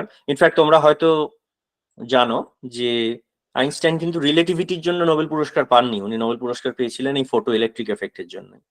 একটা ইম্পর্টেন্ট আবিষ্কার এটা। তো ফটো ইলেকট্রিক এফেক্টে আমরা যেটা জানতে পারলাম যে আসলে যেটাকে আমরা এতদিন ধরে আলোক তরঙ্গ বলে ভাবছিলাম, ওই তরঙ্গটাকে আসলে আমরা অনেকগুলো ছোট ছোট ছোট ছোট কণার সমষ্টি হিসাবে ভাবতে পারি, এবং সেই কণাগুলোকে বলা হয় ফোটন। তো তাই যদি হয় তাহলে আমি এবার এই একই এক্সপেরিমেন্টটা করি, ডাবল স্লিট এক্সপেরিমেন্ট। এবার দেখো ব্যাপারটা মজা কেমন হচ্ছে। Double slit experiment with a single photon.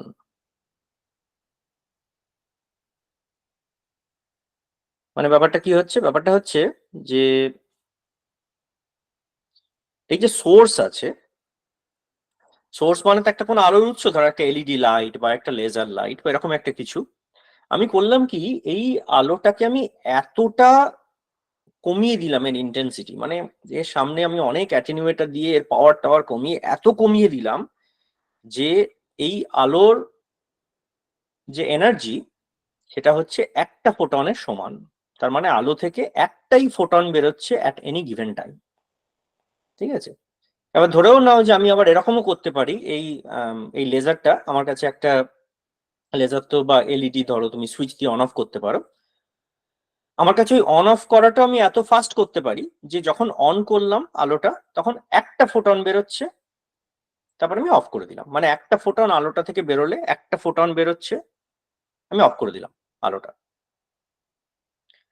এইবারে কিন্তু আমার এক্সপেরিমেন্টাল সেটআপটা একই আছে। আমি ততক্ষণ পর্যন্ত এই সোর্সটাকে আবার অন করব না যতক্ষণ পর্যন্ত এই ফোটনটা এই স্ক্রিনে গিয়ে না পড়ে, ঠিক আছে? ফোটনটা কতক্ষণ সময় নেবে সোর্স থেকে স্ক্রিনে গিয়ে পড়তে সেটা ক্যালকুলেট করা খুব সহজ, কারণ আমরা আলোর গতিবেগ জানি খুব ভালো করে, আর দূরত্বটা জানি।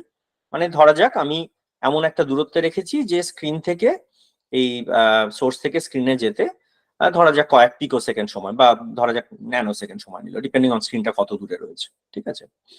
তো তাই যদি হয় তাহলে আমি সুইচটা আমি এমন ভাবে করেছি যে ওই সময়ের মধ্যে একটা ফোটনই মার্কেটে আছে, এর বাইরে কিছু নেই। এইবারে তোমরা বলো যে আমরা এবার এক্সপেরিমেন্টে কি হবে, আমি কি দেখতে পাবো?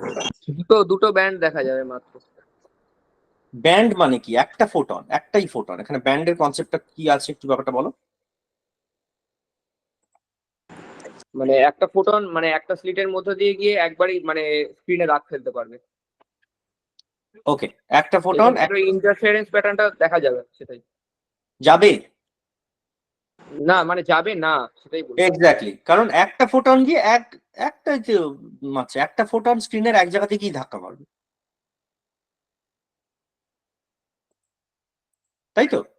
ওকে, এইবার আমি ধরো সেকেন্ড ফোটন ছাড়লাম, এবার এটা প্রথম ফোটন, সেকেন্ড ফোটন ছাড়লাম, সে গিয়ে কোথায় ধাক্কা মারবে স্ক্রিনের?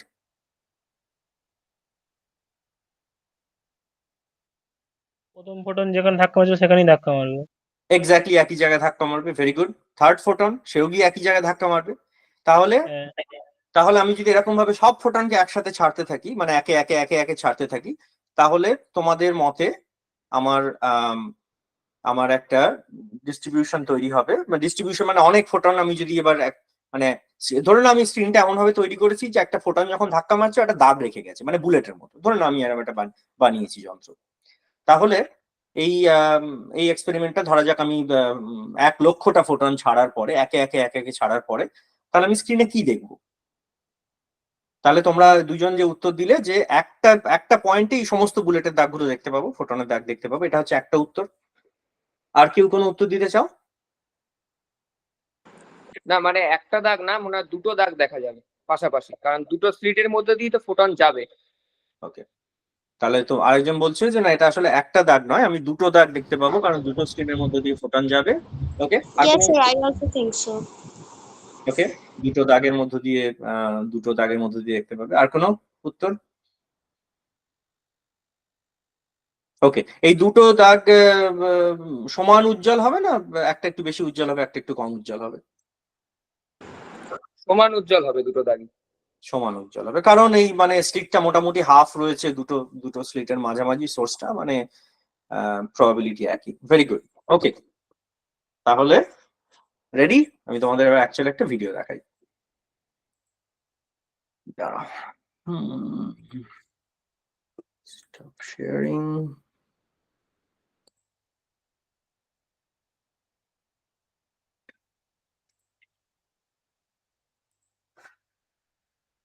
আচ্ছা, এবার দেখো,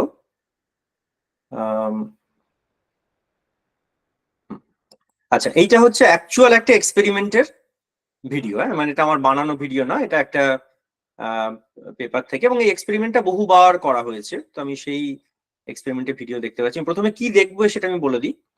এটা হচ্ছে ওই দেখো নাম্বার অফ ফোটনস, স্ক্রিনটা যদি দেখতে পাও, নাম্বার অফ ফোটনস 31, মানে এটা হচ্ছে ওই একে একে একে একে ফোটন ছাড়া হচ্ছে, একই এক্সপেরিমেন্ট। এক্সপেরিমেন্টের মধ্যে একটু ডিটেলস রয়েছে, সেগুলো আমি যাচ্ছি না, সেটা গেলে অনেক সময় লেগে যাবে, বাট মোটামুটি ভাবে এক্সপেরিমেন্ট একই। একটা ডাবল স্লিট টাইপের এক্সপেরিমেন্ট, সেখানে একে একে ফোটন ছাড়া হচ্ছে, আর ফোটন গুলো স্ক্রিনে গিয়ে ধাক্কা মারছে, এই সাদা ডট দেখতে পাচ্ছ, ঠিক আছে? এগুলো অ্যাকচুয়ালি এক্সপেরিমেন্টাল ডেটা। এবার দেখা যাক এটা কি হয়। ওকে, স্টার্ট।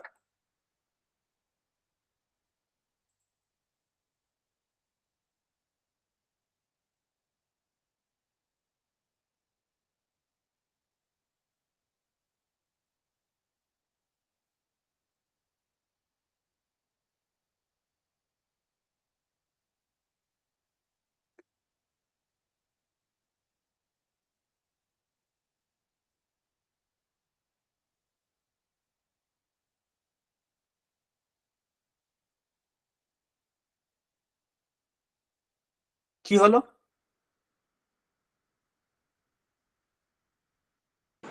ইন্টারফারেন্স প্যাটার্নই দেখা গেল। হ্যাঁ, কেন কেন দেখা গেল ইন্টারফারেন্স প্যাটার্ন? একটা করেই ফোটন ছাড়ছি কিন্তু আমি। কারণ স্যার, আপনি অবজারভেশনটা আরেকবার দেখাতে অনেকগুলো পারবেন? ফোটনের পরে দিয়ে গেছি। দাঁড়াও, একে একে বলো। প্রথমে হ্যাঁ, কোন একজন বলো। স্যার, আরেকবার দেখাতেন পারবেন? অবশ্যই।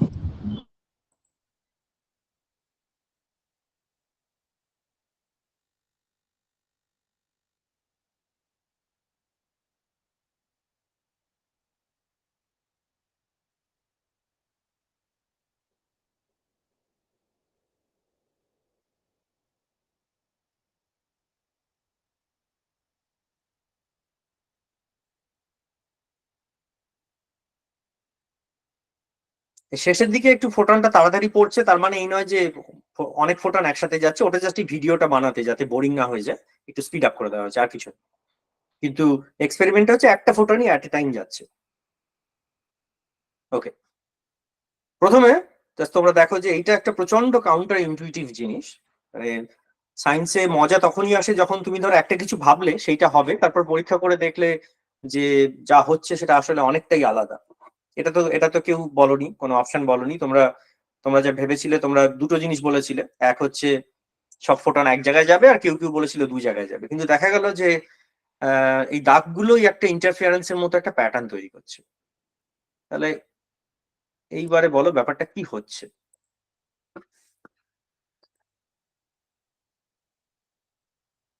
Sir, maybe after crossing that source, after crossing one slit,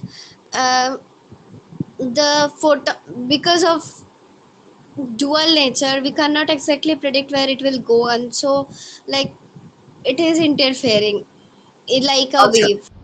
কার সাথে? Like first हो जाने के बाद फिर दूसरा. মানে সেটা কার সাথে? কারণ এটা একটাই ফোটন এট এ টাইম যাচ্ছে, দুটো ফোটন নেই পিকচারে, কার সাথে ইন্টারফেয়ার করছে? With the earlier proton itself. Like that is the only explanation coming to my mind. With the earlier photon, it is interacting. Let me tell you that is not true. তার কারণ হচ্ছে যে আমি এখানে এক্সপেরিমেন্টে যেটা করা হয়েছে যে প্রথম ফোটনটা স্ক্রিনে ধাক্কা মারার পরেই পরের ফোটনটাকে ছাড়া হচ্ছে, আর স্ক্রিনে যখন একবার ধাক্কা মেরে ফেলেছে একটা ফোটন, ওই ফোটনের আর কোনো অস্তিত্ব নেই, ও ভ্যানিশ, ও মরে গেছে বেসিক্যালি।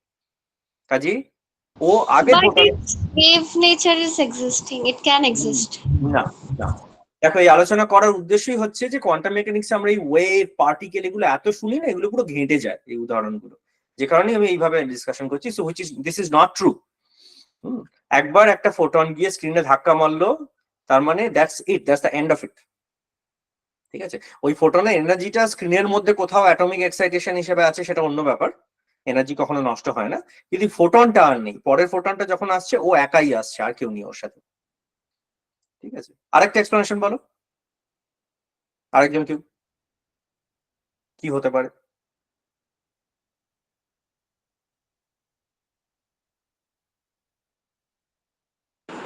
ফোটনের গতিপথ গুলোকে আমরা অবজার্ভ করিনি আসলে। গতিপথ না, সেটা হ্যাঁ ঠিক কথা, ঠিক কথা, সেটা আমরা অবজার্ভ করিনি, খুব ভালো কথা, এটা নিয়ে আমি আসবো একটু বাদে। কিন্তু আমার প্রশ্নটা হচ্ছে, এখানে দেখতে পাচ্ছ একটা ইন্টারফিয়ারেন্সের মতো প্যাটার্ন তৈরি হয়েছে। প্রশ্ন হচ্ছে ইন্টারফিয়ারেন্স প্যাটার্ন তৈরি হতে গেলে তো কাউকে কারোর সাথে ইন্টারফেয়ার করতে হবে, কিন্তু যেহেতু আমার একটাই ফোটন রয়েছে পুরো পিকচারে, কে কার সাথে ইন্টারফেয়ার করছে? Sir, like you said কি এনার্জি ওখানেই থাকছে ওই স্ক্রিনের মধ্যে, তো ওই এনার্জি গুলো ইন্টারঅ্যাক্ট করছে। না না, স্যার ফোটন গুলো যখন স্লিটকে ভেতর দিয়ে যাচ্ছে তখন কি ধাক্কা লেগে বিভিন্ন অ্যাঙ্গেলে বাঁকতে পারে, বিভিন্ন সম্ভাবনা থাকতে পারে? হ্যাঁ থাকতে পারে, অফকোর্স। সেই জন্যই তো তোমরা কেউ একজন উত্তর দিলে যে দুটো দেখতে পাবে, কারণ প্রথম স্লিটের মধ্যে দিয়ে যাওয়ার একটা সম্ভাবনা আছে, পরেরটাও আছে। যদি প্রথমটা দিয়ে যেত তাহলে উপরে দেখতে পেতে, নিচেটা গেলে নিচে দেখতে পাবে। এটা ছিল তোমাদের আগের আর্গুমেন্ট। না ওটা বলছি না স্যার, একটা ছিদ্র দিয়ে যাওয়ার সময় কি মানে যেখানে প্রথমটাতে ধাক্কা গেছিল সেকেন্ড বার সেখানে নাও যেতে পারে, এরকম কি হতে পারে? সেকেন্ড বার মানে আরেকবার বলো। মানে ফার্স্ট ফোটনটা যখন অন করলেন তখন বেরিয়ে গিয়ে ওই ছিদ্র দিয়ে গিয়ে একটা জায়গায় গিয়ে পর্দায় গিয়ে পড়লো, এবারে সেকেন্ড ফোটনটা যখন গেল এবারে সেই ছিদ্র দিয়ে গিয়ে সেম জায়গায় না পড়ে একটু সরে গেল, এরকম মানে? হ্যাঁ হ্যাঁ, সেটা হতে পারে, সেটা হতে পারে, সেটা হতে পারে। কিন্তু সেটা হলে তুমি এই ইন্টারফিয়ারেন্স প্যাটার্নটা পাবে কেন? তুমি যেটা বলছো খুব ভালো ব্যাপার। যতক্ষণ না ফোটনটার গতিপথ আমরা মানে অবজার্ভ করছি ততক্ষণ তো আমরা ফোটনকে অ্যাজ এ পার্টিকেল পাচ্ছি না, ফোটনটা তো অ্যাজ এ ওয়েভই আসছে, তো ওয়েভ ফাংশন তো ইন্টারফেয়ার করবেই যখন যাচ্ছে। কে কার সাথে ইন্টারফেয়ার করছে সেটা আমার প্রশ্ন। ইন্টারফিয়ারেন্স মানে দুটো মানে জিনিস। একটা ফোটন যেটা ছেড়েছি আগেরটা, সেটার যে ওয়েভটা যেটা রয়ে গিয়েছে, সেই ওয়েভের যে দশাটা সেটা মানে এ সাইন ওমেগা টি প্লাস কে এক্স, আর আরেকটা ধরুন এ সাইন ওমেগা টি প্লাস কে এক্স প্লাস ডেল্টা, এই দুটো ইন্টারফেয়ার করে নতুন ওয়েভটা তৈরি করেছে। মানে একটা ফোটনের সাথে পরের ফোটনের, হ্যাঁ মানে ওইটা যে ওয়েভটা ছিল, মানে ও যে অসিলেশনটা তৈরি করেছিল আগে, সেই অসিলেশনটার সঙ্গে নতুন ফোটনটা যে অসিলেশনটা তৈরি করলো, সেইটা ইন্টারফারেন্সের জন্য মানে হয়তো মানে নতুন একটা কোনো ওয়েভ ইন্টারফারেন্স প্যাটার্ন দেখা গেছে। না না, তুমি যেটা বলছো, তুমি মানে মোটামুটি যেটা আগেও যে উত্তর দিল একদম একই রকমই উত্তর ভাবছিল, যে একটা ফোটনের ওয়েভের সাথে আরেকটা ফোটন, আগের ফোটন বা পরের ফোটন। কিন্তু পরীক্ষাটা করা হয়েছে, আবার ভালো করে ভেবে দেখো, পরীক্ষাটা করা হয়েছে একটা ফোটনই সোর্স থেকে গিয়ে যতক্ষণ অব্দি সে স্ক্রিনে পড়ছে ততক্ষণ অব্দি আমি পরের ফোটন ছাড়িনি। স্যার স্যার এই আপনার যে ইয়ংস ডবল স্লিট যে পরীক্ষাটায় যখন আমি কোনো একটা ফোটনকে বম্ব করছি মানে গান করছি, তখন যতক্ষণ না পার্টিকেলটা আপনার পরের পর্দায় গিয়ে ধাক্কা না দিচ্ছে ততক্ষণ তার মধ্যে ওয়েভ নেচার রয়েছে। এইবার যেই আপনার সেটা পর্দায় ধাক্কা দিয়ে দিচ্ছে সঙ্গে সঙ্গে তার আর কি পার্টিকেল নেচার আর কি শো করছে। এবার যতক্ষণ আপনার মানে ফোটনটা তার ওয়েভ নেচারের মধ্যে রয়েছে, ততক্ষণ আমরা বলতে পারি সে একটা সুপার ইম্পোজ পর্যায়ে রয়েছে।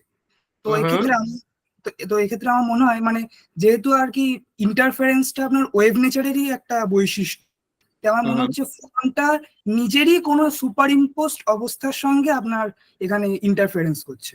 একদম একদম। তো এইটাই হচ্ছে মানে উত্তরটার অনেকটা কাছাকাছি তুমি এসেছো। ঠিক আছে, এবার আমি একটু এক্সপ্লেন করি। অনেকটা কাছাকাছি তুমি এসেছো।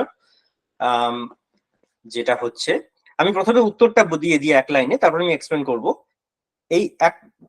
প্রথম কথা যেটা আমি আগে বলছিলাম, এটা কিন্তু কোনো ট্রিক নয়। একটা ফোটন যখন সোর্স থেকে ছাড়লো, গিয়ে সে যখন স্ক্রিনে পড়ছে, একটাই ফোটন, তাকে আর ভাঙা যায় না। সে যখন স্ক্রিনে গিয়ে ধাক্কা মারলো, সে তার সমস্ত এনার্জি স্ক্রিনকে দিয়ে দিল। ওই ফোটনটার আর কোনো নেই, ফোটনটা ওখানে মরে গেছে।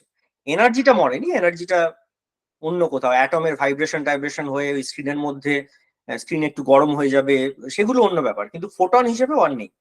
কাজেই আমি তারপরে পরের ফোটনটা ছেড়েছি, কাজেই ওই ফোটনটা ওর পরের ফোটনের সাথে কোনো ইন্টারাক্ট করছে না, ডেফিনেটলি না, দুটো আলাদা। কিন্তু আমি উত্তরটা এক লাইনে দিয়ে দিই, যেটা এই শেষ উত্তরটা অনেকটা কাছাকাছি। ইন্টারফিয়ারেন্স করছে কি, একটা ফোটন সে নিজের সাথে ইন্টারফেয়ার করছে। ঠিক আছে, এবারে ব্যাপারটা আমি আরেকটু বুঝিয়ে বলি। জিনিসটা হচ্ছে কি, যে এই ফোটনটা যখন ছাড়লো, এখানে একটা ইম্পর্টেন্ট কনসেপ্ট হচ্ছে যে ফোটনটাকে যখন আমরা অবজার্ভ করছি না, তখন এই ফোটনটা ওয়েভ হিসেবে আছে। ওয়েভ মানে হচ্ছে, আমি যে এই যে ছবিটা এঁকেছি যে একটা ফোটন ওই দিকেই যাচ্ছে, এই ছবিটা ঠিক নয়। ঠিক আছে, তার মানে আমি যদি ধরা যাক একটা পয়েন্টের কথা ভাবি, ধরা যাক এই পয়েন্টটার কথা ভাবি, পয়েন্ট পি, যে পয়েন্ট পিটা ধরুন এই উপরের স্ক্রিনে ওই পয়েন্ট ছিল পি। এবার এই পয়েন্ট পিতে এই ফোটনটা বেসিক্যালি দুটো পথ দিয়ে যেতে পারতো। তো একটা পথ হচ্ছে এই S1P, আর একটা পথ হচ্ছে ও সরি, আমি এটা শেয়ার করিনি, এক সেকেন্ড, আমি শেয়ার করিনি, থ্যাংক ইউ।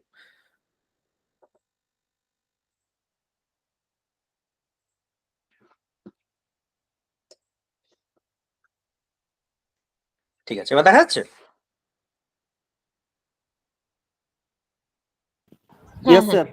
হ্যাঁ, তো S থেকে যে ফোটনটা পিতে যাচ্ছে, সেটা হলো যে তোমার মোটামুটি ভাবে এই দুটো পথ আছে ফোটনটা যাওয়ার। ঠিক আছে, তাহলে 2 পসিবল পাথস।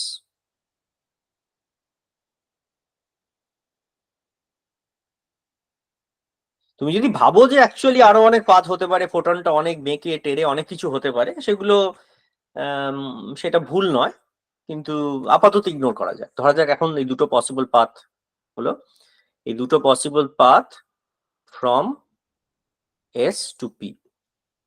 একটা হচ্ছে S1P, আর একটা হচ্ছে S2P। ঠিক আছে, এবার আমি যখন একটা ফোটন ছাড়লাম এবং সেই ফোটনটাকে আমি আলাদা করে অবজার্ভ করছি না, তখন কি হবে, যে ফোটনের ওয়েভ নেচারের মানেই হচ্ছে যে এই ফোটনটা একই সাথে দুটো পাত দিয়ে যাচ্ছে। মানে ব্যাপারটা অনেকটা এরকম, দেখো আমি যখন ক্লাসিক্যাল ইন্টারফিয়ারেন্সের কথা বলছিলাম, অপটিক্সের ডাবল স্লিট ইন্টারফিয়ারেন্স, সেখানে ইন্টারফিয়ারেন্সটা হয়েছিল কেন, আবার লক্ষ্য করো। কারণ হয়েছিল যে এই যে ওয়েভটা এস থেকে যে ওয়েভটা যাচ্ছিল, এই যে ওয়েভটা, ওই একই ওয়েভ অ্যাকচুয়ালি ভেঙে part of that wave S1 দিয়ে যাচ্ছিল, আর part of that wave S2 দিয়ে যাচ্ছিল। যে কারণে তুমি যদি ধরো দুটো ফ্ল্যাশ লাইট নাও, দুটো টর্চ লাইট নাও, তোমার হাতে একটা টর্চ লাইট, পাশের জনের হাতে আরেকটা টর্চ লাইট, দুটো টর্চ লাইট যদি একসাথে তুমি দেওয়ালে ফেলো, তাহলে কি ইন্টারফারেন্স প্যাটার্ন দেখতে পাও? তুমি একটা বাড়িতে পরীক্ষা করে দেখতে পাবে, তুমি দেখতে পাবে না ইন্টারফারেন্স প্যাটার্ন।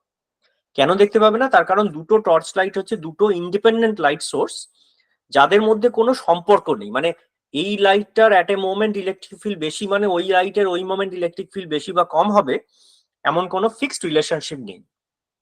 টেকনিক্যাল ল্যাঙ্গুয়েজে বলবো যে এই দুটো ফেজ কোহেরেন্ট নয়। যে কারণে দুটো টর্চ লাইট, তুমি বাড়িতে পরীক্ষা করে দেখতে পারো, দুটো টর্চ লাইট দেওয়ালে ফেললে ইন্টারফেয়ার করে না তারা।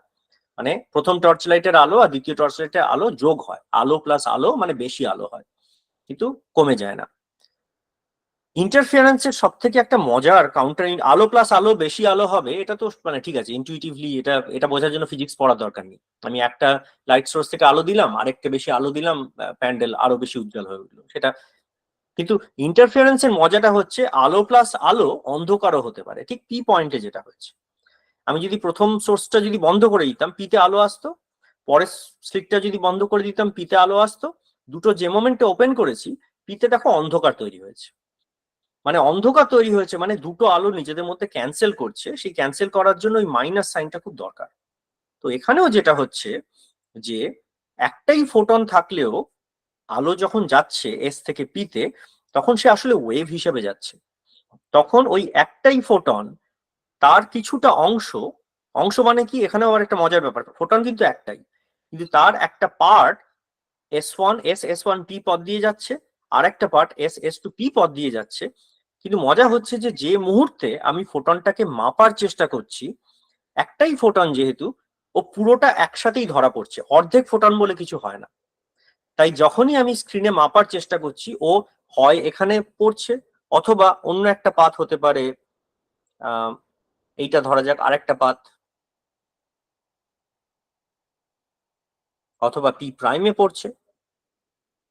কিন্তু স্ক্রিনে কিছু কিছু স্পেশাল পয়েন্ট আছে, ঠিক যেমন ইন্টারফারেন্স এক্সপেরিমেন্টের ক্ষেত্রে, যে স্পেশাল পয়েন্টগুলোতে এই দুটো যে ফোটন গেল এদের মধ্যে রিলেটিভ ফেজ মাইনাস হয়ে গেছে, পাই হয়ে গেছে, কারণ এদের পাথ লেংথ একটা আরেকটার থেকে অর্ধেক wave length, half of the wave length বেশি হয়ে গেছে বা কম হয়ে গেছে, তাই মাইনাস সাইন হয়েছে এদের মধ্যে ফেজে। তাই কিছু কিছু পয়েন্ট ডার্ক। মানে কি, আমি যদি সিঙ্গেল ফোটন পাঠাই, ওই স্ক্রিনের ওই পয়েন্টে ওই ফোটনটা কোনোদিন পৌঁছবে না, কখনো আমি ওই পয়েন্টে ফোটনটাকে দেখতে পাবো না। তার মানে আমি যখন প্রথম ফোটন পাঠালাম, সে নিজের সাথে ইন্টারফেয়ার করছে, করে সে কোনো একটা জায়গায় ধরা পড়ছে। পরের ফোটন যখন পাঠালাম, সে আবার ইন্টারফেয়ার করছে নিজের সাথে। এই করে আমি যখন 1000টা 10,000টা 1,00,000টা ফোটন পাঠালাম, তখন সে সবাই নিজের সাথে ইন্টারফেয়ার করে আলটিমেটলি আমার কিন্তু ওই ইন্টারফিয়ারেন্স প্যাটার্নটা আবার তৈরি করে দিল। অর্থাৎ এটা এমন একটা এক্সপেরিমেন্ট যেখানে আমরা ওয়েভ এবং পার্টিকেল এই দুটোই দেখতে পেলাম। এবার তোমরা বলো যে এই এক্সপ্লেনেশনটায় তোমরা সন্তুষ্ট কিনা, বা কি মনে হচ্ছে?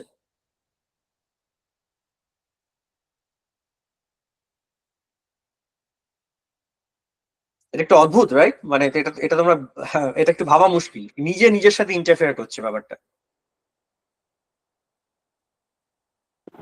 স্যার ফার্স্ট যে ইয়াংস ডবল স্লিট এক্সপেরিমেন্ট বললেন, হ্যাঁ, ওটাতে প্রথমে একটা ফোটন ছাড়ছিলেন মেন উৎস থেকে, মেন সোর্স থেকে, ফার্স্ট তখন S1 দিয়ে, মানে ক্লাসিক্যাল। হ্যাঁ ক্লাসিক্যালের কথা বলছি। ওখানে ফোটন নয়, এখানে অনেক আলো, মানে একটা ফোটনই ভাবার দরকার নেই, প্রচুর আলো রয়েছে। না, কিন্তু ছাড়া হয়েছিল প্রথমে একটা ফোটন যেটা S1 দিয়ে প্রবেশ করেছিল, আমি সেটা একটা কথা ফোটন বলছি। না, অনেক আলো একসাথে, একটা ফোটন অনেক আলো একসাথে, মানে লাইট, এমনি নর্মাল লাইট, সেখানে ফোটন বলার দরকার নেই। ও আচ্ছা। আর দ্বিতীয় স্লিটের ক্ষেত্রে নিচে যেটার ক্ষেত্রে বললেন যেটা, যে একটা ফোটনের কিছু অংশ S1 দিয়ে প্রবেশ করছে এবং বাকি কিছু অংশ S2 দিয়ে প্রবেশ করেছে, এই জায়গাটাতেই প্রশ্ন যে ফোটন তো স্যার ভাঙা যায় না, তাহলে কিছু অংশ বলতে আমরা কি বুঝবো এই জায়গাটাতে? এক্স্যাক্টলি, এইটাই হচ্ছে কোয়ান্টাম মেকানিক্সের মজা। তুমি যদি এই প্রশ্নটা যদি বুঝতে পারো, যে মানে এইটা যে আদপেই একটা খুব একটা অদ্ভুত প্রশ্ন, এই জায়গাটা যদি তুমি মানে উপলব্ধি করতে পারো, তাহলে তুমি কোয়ান্টাম মেকানিক্সের অনেকটা কাছে পৌঁছে গিয়েছো। হ্যাঁ, যে কোয়ান্টাম মেকানিক্স সাথে ক্লাসিক্যাল মেকানিক্স এর পার্থক্যটাই হচ্ছে কোয়ান্টাম মেকানিক্স এর একটা অবজেক্ট একই সাথে একাধিক জিনিসের সুপারপজিশনে থাকতে পারে, এটাই নতুন জিনিস কোয়ান্টাম মেকানিক্স এর। তার মানে আমি যখন এই ফোটনটা যাচ্ছে, তাহলে আমি এভাবে লিখতে পারি, আমি পুরোপুরি ফর্মালিজম ব্যবহার করছি না, জাস্ট আমি ম্যাথামেটিক্যালি, আমি সিম্বলিক্যালি লিখছি যে স্টেট অফ দ্য ফোটন, এটা মানে একটু হ্যান্ড ওয়েভি ওয়েতে লেখা, state of the photon before detection. এটাকে আমি একটা ছবি দিয়ে দিলাম, এটা জাস্ট একটা ম্যাথামেটিক্যালি লেখা। এইটা মানে হচ্ছে যে এই দুটো জিনিসের প্লাস সাইন, এটা হলো the photon going through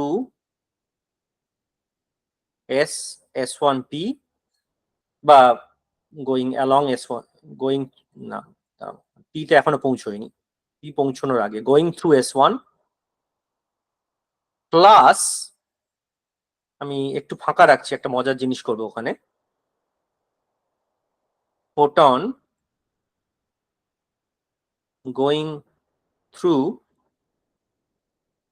S2। এই যে আমি যে সাইনটা দিলাম, এই সাইনটা হচ্ছে একটা কোয়ান্টাম মেকানিক্সে ব্যবহার হয়, এটা আমরা পরের দিন আলোচনা করতে পারি, কিন্তু এটা মানে আমি বলছি ব্র্যাকেট অপারেশন, ব্র্যাকেট অপারেশন, হ্যাঁ অপারেশন, হ্যাঁ এটা একটা ডিরাক নোটেশন। আপাতত নোটেশনটা ইম্পর্টেন্ট নয়, ইম্পর্টেন্ট হচ্ছে আমি যেটা লিখছি সেটা হচ্ছে এই ফোটনটার ডিটেকশনের আগে ফোটনটাকে আমি কিভাবে ব্যাখ্যা করব, ফোটনটা স্টেট। এখানে একটা মজার জিনিস লিখলাম, এটা প্লাস সাইন জুড়ে দিয়েছি, একটা প্লাস সাইন জুড়ে দিয়েছি এখানে। এই প্লাসটা মানে কি? এই প্লাসটা মানে কিন্তু এই নয় যে একটা ফোটন দুটো ফোটন হয়ে গেছে, এরকম নয়। এই প্লাস সাইনটার মানে হচ্ছে এইটা হচ্ছে কোয়ান্টাম মেকানিক্যাল সুপারপজিশন। এই প্লাসটা একটা খুব ইম্পর্টেন্ট প্লাস। এটা মানে 1 + 1 = 2 নয়। এই প্লাসটা এমন একটা প্লাস যেটা 1 + 1 = 0 হতে পারে। এইটাই হচ্ছে সুপারপজিশন। আর এখানে কেউ একজন বললেন না যে ফোটন দুটো ইন্টারফিয়ারেন্সে দুটো স্টেট হয় না, দুয়ের বেশি স্টেটই হতে হবে, সেটাও নয়। ইন্টারফিয়ারেন্স আমি 2 লেভেল ইন্টারফিয়ারেন্স হতে পারে, সেটা নিয়ে হয়তো পরে আমরা আরো কথা বলবো।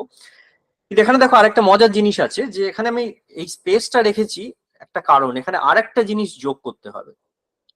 এইখানে যে জিনিসটা আসবে সেটা হচ্ছে দ্য রিলেটিভ ফেজ, যে ফেজের জন্য কখনো কনস্ট্রাকটিভ ইন্টারফিয়ারেন্স হয় আর কখনো ডিস্ট্রাকটিভ ইন্টারফিয়ারেন্স হয়। Relative phase between two possibilities, সেটাকে এইভাবে লেখা হয় এই ক্ষেত্রে। ফেজটাকে e⁻⁵ ফাই হচ্ছে একটা ফেজ, এটাকে আমি এইভাবে লিখবো, ই মানে এক্সপোনেনশিয়াল e⁻⁵ iota, সরি কোনটা? আই হচ্ছে √−1।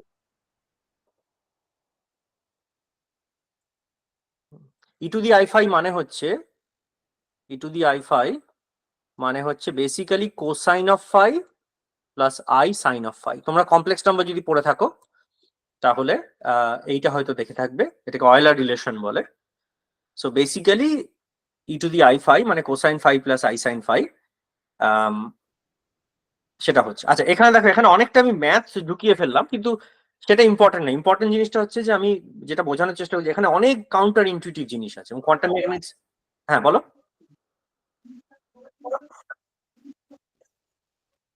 কেউ কিছু বলছো? আমি শুনতে পাচ্ছি না।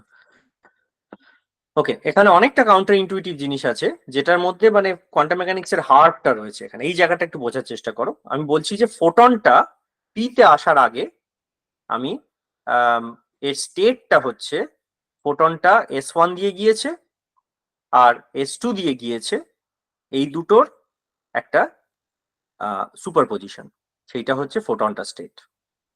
ঠিক আছে, আর এই দুটো সুপারপজিশন মানে একটাই ফোটন, তার সে এটা দিয়েও যেতে পারতো এটা দিয়েও যেতে পারতো, কিন্তু কোয়ান্টাম মেকানিক্সে দুটো দিয়েই যাচ্ছে। কিন্তু এই দুটো দিয়ে যাচ্ছে মধ্যে আরেকটা কনসেপ্ট আছে, এই দুটো পথের মধ্যে একটা রিলেটিভ ফেজ তৈরি হচ্ছে, যে ফেজটা +1 হতে পারে -1 হতে পারে, মাঝামাঝি কিছু হতে পারে, যাতে এই দুটো প্লাসও হতে পারে দুটো মাইনাসও হতে পারে। ঠিক আছে, এইটাই হচ্ছে দ্য ওয়েভ নেচার।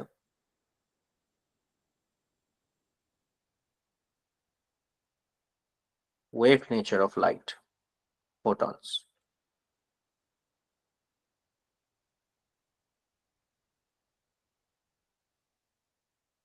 আর এরপরে আমি যখন ডিটেক্ট করব ফোটনটাকে, তখন কিন্তু তখন এরকম নয় যে মানে একই ফোটন সেটার একটু পার্ট গিয়ে এইটা দিয়ে যাচ্ছে, আমি অর্ধেকটা ডিটেক্ট করব, ওরকম কিছু না।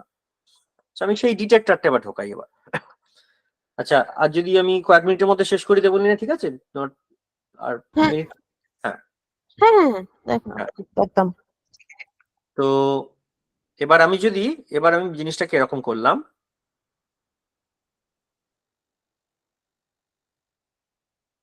একই জিনিস S1 S2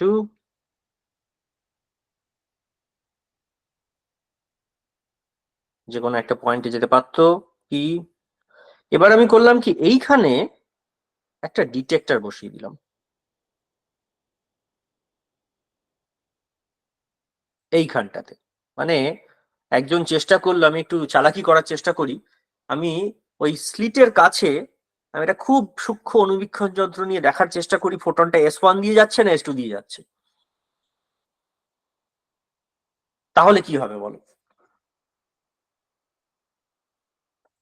তাহলে আবার ওই একই পরীক্ষা করব, একটা একটা করে ফোটন ছাড়বো।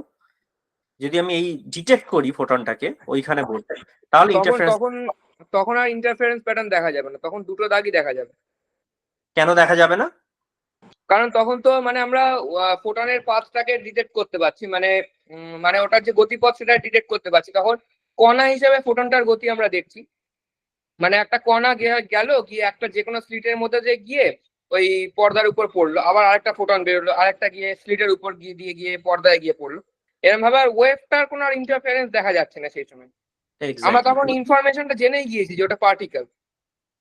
আচ্ছা, আর কোনো কমেন্ট আর কারোর কাছ থেকে?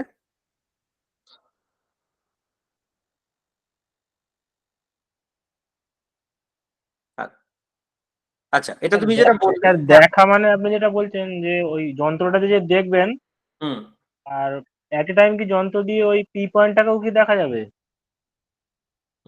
পি পয়েন্টটা দেখার দরকার নেই। এটা পি পয়েন্টে ধরো যেমন তোমার আরেকটা যন্ত্র আছে ধরে নাও, মানে পি পয়েন্টে যখন পৌঁছলো তখন তো মানে আর কোন পাথের ম্যাটার করে না, দুটো পাথে গিয়ে পিঠে পৌঁছচ্ছে। তাহলে দুজন যদি দেখে, একজন যন্ত্রটাকে দেখবে, সে হয়তো দেখলো ফোটনটা আসছে, তাহলে ইন্টারফারেন্স হবে না কেন? ইন্টারফারেন্স তো এমনি হচ্ছিল তো। তাহলে মানে তুমি যদি জানো S1 দিয়ে যাচ্ছে, তোমার প্রশ্ন হচ্ছে কেন ইন্টারফারেন্স হবে না? হ্যাঁ, ভালো প্রশ্ন। প্রথম জন যে উত্তর দিয়েছিল তোমার কোনো কাউন্টার আছে? প্রথম জন যে বলছিল, আমি সরি আমি নামগুলো ট্র্যাক করছি না, ও বলছে যে আমি যদি দেখেও থাকি তো কি যায় আসে? কারণ স্যার মানে আগেরবার আমরা ডাইরেক্ট গিয়ে পর্দায় অবজার্ভ করেছিলাম, আর তখন গিয়ে ওটার পার্টিকেল রূপটা ধরা পড়েছিল। কিন্তু এখন আমরা স্লিট ক্রস করার সময় এটাকে অবজার্ভ করছি, তো সেই সময় পার্টিকেল রূপটা ধরা পড়ে যাবে। তো তারপরে যে ইন্টারফেয়ারেন্সটা, মানে সেটা যখন ওয়েভ রূপে যদি থাকতো তখন যে ইন্টারফেয়ার হতো, সেটার আর কোনো প্রশ্ন উঠবে না, কারণ আমরা আগেই তো ওটাকে অবজার্ভ করে ফেলেছি না, তখনই তো ওটা পার্টিকেল রূপ ধরা পড়ে গিয়েছে। আর পার্টিকেল তো কখনো ইন্টারফেয়ার করতে পারে না। এক্স্যাক্টলি। সো এইটা হচ্ছে যে আমি যে মোমেন্টে আমি জেনে যাচ্ছি যে কোন পথ দিয়ে যাচ্ছে, S1 দিয়ে যাচ্ছে না S2 দিয়ে যাচ্ছে। ধরা যাক আমি একটা ডিটেক্টর আছে, ডিটেক্টর ক্লিক করলো, আমি দেখতে পাচ্ছি ফোটনটা S1 দিয়ে যাচ্ছে ধরা যাক, ঠিক আছে?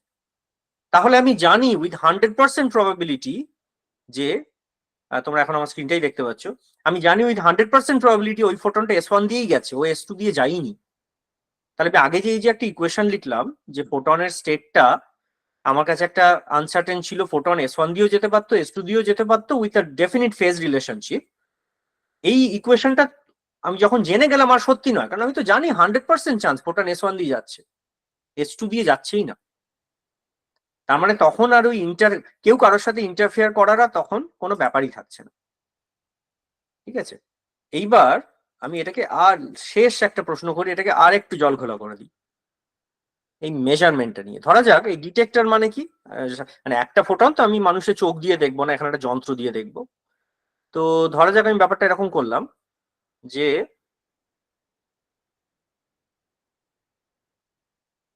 আবার একই জিনিস,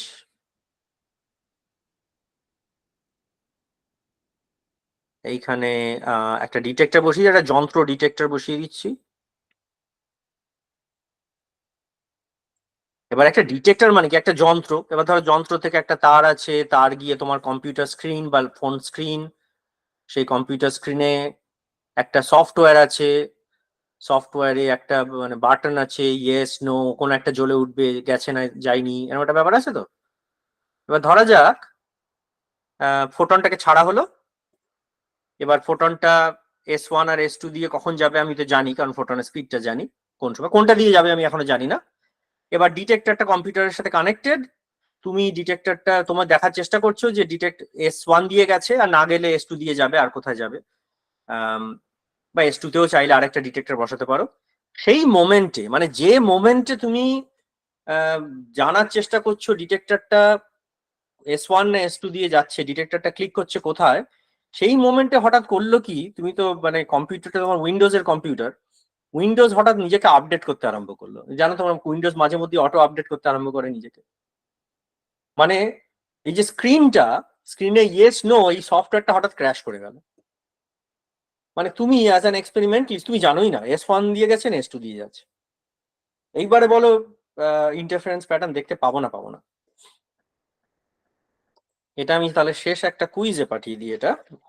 এটা নিয়ে একটা প্রশ্ন আছে।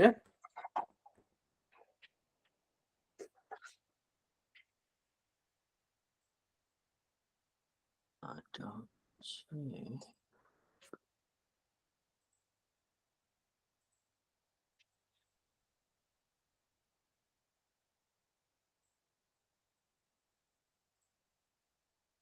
দাঁড়াও।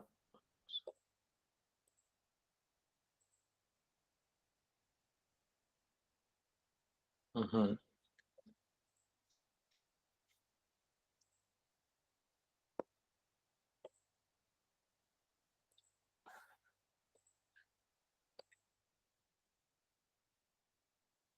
মানে আমি যদি এই ব্যাপারটা করি এবার, যে বেসিক্যালি যে এক্সপেরিমেন্টার, সে এক্সপেরিমেন্টাল রেজাল্টটা জানে না। তার কারণ ওই যে ডিটেক্টরটা যে কম্পিউটারের সাথে কানেক্টেড ছিল, ওই কম্পিউটারটা হঠাৎ করে ক্র্যাশ করে গেছে। এইবারে আমি কি দেখবো? আমি ইন্টারফারেন্স প্যাটার্ন দেখবো না দেখবো না?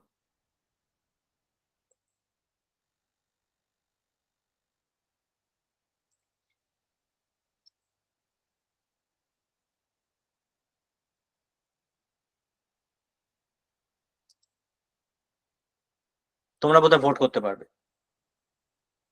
এটাই আমার লাস্ট প্রশ্ন।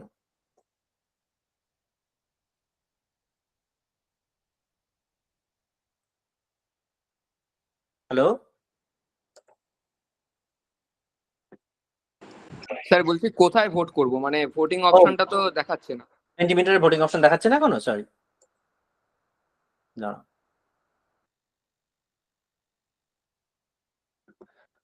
ওকে,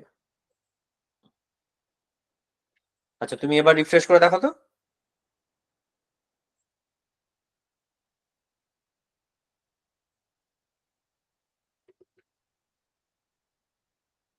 হ্যাঁ এইবারে হচ্ছে।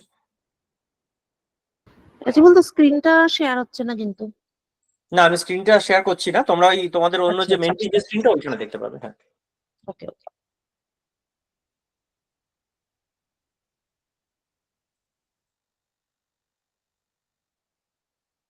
প্রশ্নটা বুঝতে পারলে? প্রশ্নটা হচ্ছে যে ওই যে ডিটেক্টরটা রয়েছে, ওই ডিটেক্টরটা তো কম্পিউটারের সাথে কানেক্টেড, কম্পিউটারটা ক্র্যাশ করে গেছে। মানে বেসিক্যালি এক্সপেরিমেন্টার আমি বেসিক্যালি দেখছি না, কারণ আমি তো ফোটনটা নিজে চোখ দিয়ে দেখছিলাম, আমি কম্পিউটার স্ক্রিন দিয়ে দেখছিলাম। কম্পিউটার স্ক্রিনটা ক্র্যাশ করে গেছে। তাহলে ইন্টারফারেন্স প্যাটার্ন দেখতে পাবো না। মানে তুমি ট্রু উত্তর দেবে যদি পাবো না, আর ফলসে উত্তর দেবে যদি ইন্টারফারেন্স প্যাটার্ন পাবো।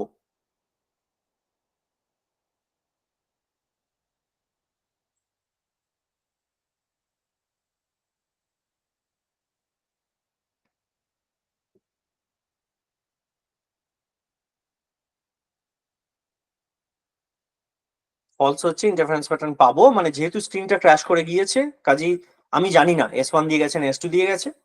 আর ট্রু হচ্ছে পাবো না, মানে স্ক্রিন ক্র্যাশ করুক না করুক কিছু যাওয়ার দরকার নেই, ইন্টারফারেন্স প্যাটার্ন নষ্ট হয়ে গেছে।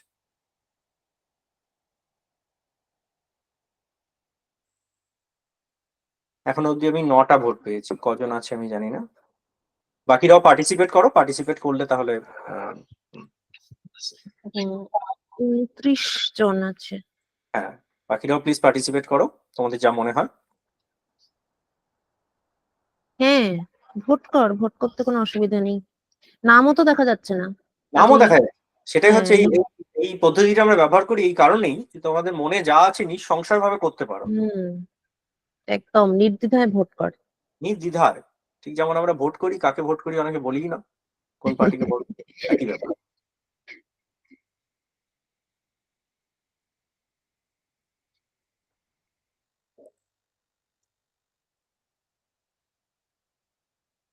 ওকে, in the interest of time, আমি মাত্র 10টা ভোট পেয়েছি, but in the interest of time আমি রেজাল্টটা শো করছি।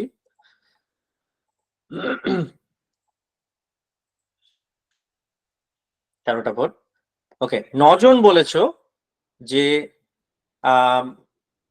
results change, মানে if the experimenter stops looking at the experiment, results change। আর 4 জন বলছো ট্রু, মানে 9 জন বলছো যে বেসিক্যালি তোমার ইন্টারফারেন্স প্যাটার্ন দেখতে পাওয়া যাবে, তার কারণ আমি এক্সপেরিমেন্টার, আমি তো জানি না, S1 আর S2 দিয়ে এসেছো। আর 4 জন বলছো যে ইন্টারফারেন্স প্যাটার্ন দেখতে পাওয়া যাবে না। তো এইটা জাস্ট একটু তোমরা একটু যদি আর্গুমেন্ট গুলো বলো, আমরা এখান এই আলোচনা দিয়ে শেষ করতে পারি আজকে ক্লাসটা। তাহলে বলো, হ্যাঁ কেউ কিছু আর্গুমেন্ট বলো, এটা কোন পক্ষে যাবে। তুমি কি উত্তর দিয়েছো, ভোট দিয়েছো বলতে হবে না। Sir, like just now you said ki like the experiment which was discussed right now ki একটা একটা করে ফোটন ছাড়লে স্ক্রিনে ইন্টারফারেন্স আসছে, তো কি সাডেনলি কম্পিউটারটা স্ক্রিন ক্র্যাশ হয়ে গেলে কি ইন্টারফারেন্সটা চলে যাবে? যাবে না অবভিয়াসলি, বিকজ ইন্টারফারেন্সটা তো আসছে একটা ফটো নিজের সাথে ইন্টারফেয়ার করছে বলে, তো ওটা কম্পিউটার স্ক্রিন ক্র্যাশ করে গেলে কি রেজাল্টটা চেঞ্জ তো হবে না, মানে ওকে, রেজাল্টটা এসে সেটাই আসবে। ওকে, একটা জিনিস মাথায় রেখো, ডিটেক্টর কিন্তু ডিটেক্টরটা বসানো আছে, আমি বলছি ডিটেক্টরটা খারাপ হয়ে যায়নি, মানে ডিটেক্টরটা লাগানোর পরেও, ডিটেক্টরটা যেমন লাগানো আছে বাট ইনফরমেশন যেটা সেটা আমরা পাচ্ছি না। আই মিন আমরা স্লিট যখন পাস করছে তখন ফোটনটাকে ডিটেক্ট করতে পারছি না, তো যে যখন ডিটেক্ট করতে পারছি না তখন আমাদের লাস্ট হোপ থাকছে সেই স্ক্রিনটা, তার মানে সেই স্ক্রিনে গিয়ে লাস্ট ডিটেক্ট হবে ফোটনটা আমাদের কাছে। তো যখন আমরা স্লিট পাসিং এর টাইমে ডিটেক্ট করতে পারছি না, তো তখন অ্যাটলিস্ট ওটা কণা ধর্মটা আমরা সেই সময় পাচ্ছি না, তখন সেটা আফটার অল ওয়েভ ফাংশন হিসেবেই থাকছে। তো সেই সময় তো ওরা ইন্টারফেয়ার করতেই পারে। এবার শেষে গিয়ে যখন আমরা লাস্ট হোপ হচ্ছে পর্দা, সেই পর্দায় গিয়ে যখন আমরা ডিটেক্ট করবো তখন সেটা ইন্টারফেয়ারেন্স প্যাটার্নই দেখতে পারবো স্বাভাবিক। তার মানে তোমরা বলছো যে এই কম্পিউটার স্ক্রিনে যেহেতু আমি, মানে আমার অ্যাজ অ্যান এক্সপেরিমেন্টার আমি যেহেতু জানি না S1 আর S2 কোনটা দিয়ে গেছে, তাই ও ইন্টারফেয়ার করবে, ডিটেক্টর কাজ করুক না করুক আমি জানি না উত্তর, এটাই হচ্ছে তোমার উত্তর তো? But there might be cases where the results can change due to the passage of time. Due to the passage of time, একটু আরেকটু ক্লিয়ার করো। Like in a situation where like the result is not a constant, like after certain time the result is continuously changing, then if we close time and if we मतलब थोड़ी time there बाद देखने से फिर अलग आ जाएगा। not quite. ওকে, এখানে আমি জাস্ট একটা কমেন্ট করে আজকে ক্লাসটা শেষ করছি। সেটা হচ্ছে যে আমি যখন কোয়ান্টাম মেকানিক্সে আমরা যখন বলি যে অবজার্ভ করছে বা কিছু, একটা জিনিস মাথায় রাখতে হবে, অবজার্ভার মানে কিন্তু কোনো স্পেসিফিক হিউম্যান বিং বা কিছু নয়। এগেন মানে এই প্রশ্নের উত্তরটা বলি, এই প্রশ্নের উত্তর হচ্ছে আমার এই ডিটেক্টরের সাথে যে কম্পিউটার কানেক্টেড, সেই কম্পিউটার স্ক্রিন যদি ক্র্যাশ করেও যায়, অর্থাৎ আমি অ্যাজ অ্যান এক্সপেরিমেন্টালিস্ট আমি যদি অ্যাকচুয়ালি জানি না যে S1 দিয়ে গিয়েছে না S2 দিয়ে গিয়েছে, তাহলেও কিন্তু ইন্টারফারেন্স প্যাটার্নটা নষ্ট হয়ে যাবে, কারণ ডিটেক্টর ওখানে রয়েছে এবং ডিটেক্টর ডিটেক্ট করেছে। মানে এখানে একটা ইম্পর্টেন্ট কনসেপ্টটা হচ্ছে যে আমরা যখন বলি যে মেজারমেন্ট করছি আমি, এখানে আমি মানে এই নয় যে আমি একজন মানুষ, আমাকে জানতে হবে উত্তরটা কি। এটার একটা আমি খুব সিম্পল জিনিস, এটার সাথে আমি প্রথম ক্লাসটা যেটা দিয়ে শুরু করেছিলাম, কয়েন টস দিয়ে শুরু করেছিলাম, আমি সেইটার সাথে আমি কানেকশনটা করছি। ধরা যাক কম্পিউটারটা রিস্টার্ট করেনি, কম্পিউটার ক্র্যাশ করেনি, কম্পিউটারের স্ক্রিনে সত্যি ইয়েস বা নো এসেছিল, কিন্তু আমি মানে এক্সপেরিমেন্টার আমি অন্যদিকে মুখ ঘুরিয়ে তাকিয়ে আছি, তখন তো আমি জানি না। কিন্তু আমি অন্যদিকে মুখ ঘুরিয়ে তাকিয়ে আছি কি তাকিয়ে নেই, তার উপরে কি ফিজিক্সের এক্সপেরিমেন্ট পাল্টে যাবে? অর্থাৎ এই যে কম্পিউটারের স্ক্রিনটা ক্র্যাশ করলো ডিটেক্টরের সাথে কানেক্ট করার সময়, বা আমি যে তাকালাম না অ্যাজ অ্যান এক্সপেরিমেন্টালিস্ট, এই যে ইনফরমেশনটা, এই যে লস অফ ইনফরমেশন হচ্ছে, এইটা কিন্তু আমার এই কয়েন টসের মতো এটা ফান্ডামেন্টালি নেচার নয়, এটা ফিক্স করা যেত। তোমাকে কে ওই কম্পিউটার নিয়ে কাজ করতে বলেছে? তুমি একটা অন্য কম্পিউটার নিয়ে কাজ করলে বেটার হতো, বা তুমি অন্য কোনোভাবে তুমি ওই মানে আরেকটা ব্যাকআপ রাখতে পারতে ওই ডিটেক্টরের সাথে কানেকশন। তার মানে ওই ইনফরমেশনটা অ্যাজ অ্যান এক্সপেরিমেন্টালিস্ট আমি যে পাচ্ছি ওইটা হলো প্রিভেন্টেবল ইনফরমেশন। ঠিক আছে, তো এটার মেন কথা হচ্ছে যে আমরা যখন মেজারমেন্ট বলি কোয়ান্টাম মেকানিক্সে, মেজারমেন্টকে এইভাবে ভেবো, মেজারমেন্ট মানে হচ্ছে যে এই যে ফোটন দুটো পাত দিয়ে গিয়েছে, কোনোভাবে কোনো জিনিস, সেটা মানুষ হতে হবে তার কোনো মানে নেই, কোনো ডিটেক্টর বা অন্য একটা অ্যাটম যাচ্ছিল অন্য একটা পাশ দিয়ে, সে নিজের সাথে ইন্টারাক্ট করে কোনোভাবে প্রকৃতি জেনে গিয়েছে, মানুষ নয়, যে এই ফোটনটা কোন পাত দিয়ে যাচ্ছে। মানে ইনফরমেশনটা লিক হয়ে গিয়েছে ওই এক্সপেরিমেন্ট থেকে। লিক হয়ে গেলেই ইন্টারফারেন্স প্যাটার্নটা শেষ হয়ে যাবে। আর যতক্ষণ অবধি ওই ইনফরমেশনটা লিক হয়নি ততক্ষণ পর্যন্ত ইন্টারফারেন্স প্যাটার্নটা থাকবে। এটার সাথে আমি অ্যাজ অ্যান এক্সপেরিমেন্টালিস্ট কি দেখতে পেলাম না সেটা ডিরেক্টলি কানেক্টেড নয়। আমি কি দেখতে পারতাম, ইন প্রিন্সিপাল আমি পেরেছি কিনা, ফান্ডামেন্টাল কিনা, সেটাই হচ্ছে ইম্পর্টেন্ট। এই লাস্ট পয়েন্টটা হয়তো একটু ট্রিকি, তোমরা একটু ভেবো। আমি আজকে ক্লাসটা এখানে শেষ করছি, পরের দিনে হয়তো আমরা এখান থেকে হ্যাঁ বলো। স্যার আমার এখানে একটা প্রশ্ন আছে, যে আপনি যে লাস্টে বললেন যে কম্পিউটারটা নষ্ট হয়ে গেছে, তার মানে এখন অবজারভার হিসেবে আমি আর নেই, একমাত্র অবজারভার হিসেবে এখন আপনার ডিটেক্টরটা রয়েছে। তো এখানে আমার মনে হয় বললেন যে ইন্টারফারেন্স প্যাটার্নটা নষ্ট থাকবেই, যেহেতু ডিটেক্টরটা রয়েছে পার্টিকেলটাকে ডিটেক্ট করতে পারছে। তো স্যার এখানে দেখুন যে ডিটেক্টরের পার্সপেক্টিভে সে পার্টিকেলটাকে আর কি একটা নির্দিষ্ট জায়গায় সে দেখতে পাচ্ছে, ফলে আমি যদি ডিটেক্টরের পার্সপেক্টিভটা দেখি তো তার কাছে আপনার ইন্টারফারেন্স প্যাটার্নটা নষ্ট হয়ে গেছে। কিন্তু যেহেতু আমি এখন আউট অফ দ্য সাইট, আমি এখন তার সামনে নেই এবং ডিটেক্টর থেকে ধরুন আমি বুঝতে পারছি না, তো আমার ক্ষেত্রে তো ইন্টারফারেন্স প্যাটার্নটা নষ্ট হবে না হিসেব মতো। হ্যাঁ, আমি সেটাই বলার চেষ্টা করছি। তুমি ভেবে নাও যে তুমি এক্সপেরিমেন্টালিস্ট, ঠিক আছে, ধরে নাও তুমি পরীক্ষাটা করেছো, তুমি আজকাল তো মানে এই পুরো পরীক্ষাটা তুমি কম্পিউটার দিয়ে অটোমেট করতে পারো, একটা পাইথন প্রোগ্রাম লিখতে পারো যাতে সোর্সটা একে একে ক্লিক করছে আর তোমার পর্দাতে এসে ফোটন গুলো মারছে, ডিটেক্টরটা অন করে তুমি একটা প্রোগ্রামিং করে দিয়ে ধরো ওই 10,000টা ফোটন, ঠিক আগে আমি যে ভিডিওটা দেখালাম ওই 10,000টা ফোটন যাবে, ডিটেক্টরটা অন করা আছে ওইখানে বসে, আর তুমি এক্সপেরিমেন্টটা চালিয়ে দিয়ে তুমি চলে গেছো, চা খেতে চলে গেছো। বুঝতে পারছো? তুমি একটা ঘরে এক্সপেরিমেন্টটা করছো, চালিয়ে দিয়ে তুমি চা খেতে চলে গেছো। এবার তুমি 15 মিনিট বাদে ফিরে তুমি দেখলে স্ক্রিনে ইন্টারফারেন্স প্যাটার্ন পড়েছে না পড়েনি।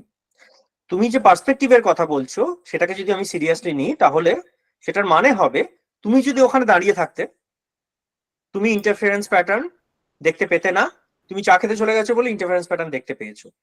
Nature doesn't care. হ্যাঁ, সেটাই বলছি, নেচার ডাজন্ট কেয়ার তুমি চা খেতে গেছো না চা খেতে যাওনি। এটা ফান্ডামেন্টাল হতে পারে। আমার পয়েন্ট হচ্ছে তুমি যদি এভাবে যদি ভাবো যে মানে আমাদের পার্সপেক্টিভ, ডিটেক্টরের পার্সপেক্টিভ, নেচার ডাজন্ট কেয়ার, এবং তার উপরে পরীক্ষার রেজাল্ট নির্ভর করতে পারে না। তুমি ধরো চোখটা বন্ধ করে দিলে কি চোখটা খুলে আছো, পরীক্ষার রেজাল্ট তার উপর নির্ভর করতে পারে না। মানে উই আর নট ইম্পর্টেন্ট। এখানে ইম্পর্টেন্ট কি জিনিস? ইম্পর্টেন্ট হচ্ছে যে কেউ একটা ফান্ডামেন্টালি ওই ডিটেক্টর তোমার চোখ হতে পারে, যন্ত্র হতে পারে, ফান্ডামেন্টালি ও জেনে গিয়েছে কিনা যে ওই ফোটনটা কোন পাত দিয়ে গিয়েছে। যদি ফান্ডামেন্টালি কেউ যদি না জেনে থাকে তাহলে ওয়েভ প্রপার্টি থাকবে। ফান্ডামেন্টালি কেউ যদি জেনে গিয়ে থাকে যে কোন পথ দিয়ে যাচ্ছে, সেই ইনফরমেশনটাকে ইউজ করুক না করুক সেটা অন্য ব্যাপার, কিন্তু ইনফরমেশনটা লিক হয়ে গিয়েছে, তাহলে প্রপার্টি নষ্ট হয়ে যাবে। স্যার যদি জেনেও যাই তাহলে কি করে নষ্ট হবে? মানে আমরা 5 জানি, ভেরি গুড, তাও তো ইন্টারফেয়ার করবে। আমরা তো এরকম নাকি হাতে ধরে এটাকে ওখানে নিয়ে যেতে পারবো না, করবে না। So that's the fundamental thing. আমি সেটাই বলছি, কোয়ান্টাম মেকানিক্স এর মজাটাই তাই, যে মোমেন্টে স্যার বলছি মানে ফোটনটা যখন আমরা গান করলাম, মানে ট্রিগার করলাম ফার্স্ট ফোটনটাকে, তো সেই সময়ই তো ওটার ইনফরমেশন লিক হয়ে গেল, না ফোটনটা ট্রিগার করা হয়েছে। না না না না ট্রিগার করা হয়েছে, ঠিক আছে, সেটা কি ইনফরমেশন? একটা ফোটন গেছে, কি ইনফরমেশন? তুমি দেখো আমি যে স্ক্রিনে আমি যেটা লিখেছিলাম, তোমরা যদি নোট নিয়ে থাকো, এখানে ইনফরমেশন মানে কি, কে কার সাথে ইন্টারফেয়ার করছে, আমি সেই ইনফরমেশনটা বলছি। ইন্টারফেয়ারেন্সের জন্য অ্যাটলিস্ট দুটো পথ থাকতে হবে তোমাকে, একে অপরের সাথে ইন্টারফেয়ার করছে, কে কার সাথে ইন্টারফেয়ার করছে, সেটা হচ্ছে যে ওই ফোটনটা S1 দিয়ে গিয়েছে এই পসিবিলিটি, আর ওই একই ফোটন S2 দিয়ে গিয়েছে এই পসিবিলিটি, এই দুটো ইন্টারফেয়ার করছে, দুটো পসিবিলিটি ইন্টারফেয়ার করছে। তুমি যে প্রশ্নটা বললে, যে মোমেন্টে আমি ফোটনটাকে ট্রিগার করলাম, আমি জানি ট্রিগার করেছি ফোটনটাকে, তুমি কি জানো ও কোন পথ দিয়ে গিয়েছে? জানো না, রাইট? যদি না তুমি ওই ট্রিগার করার সময় ফোটনটাকে একটা দিকেই তুমি শুট করো, মানে তুমি ধরো তোমার কাছে আরেকটা যন্ত্র আছে ট্রিগারের সময়, যে তুমি ফোটনটাকে S1 এর দিকেই টার্গেট করে শুট করছো ভার্সেস S2 এর দিকে টার্গেট করে শুট করছো। যদি তুমি তাই করো তাহলে তুমি কিন্তু জানো সেক্ষেত্রে ইন্টারফারেন্স নেই।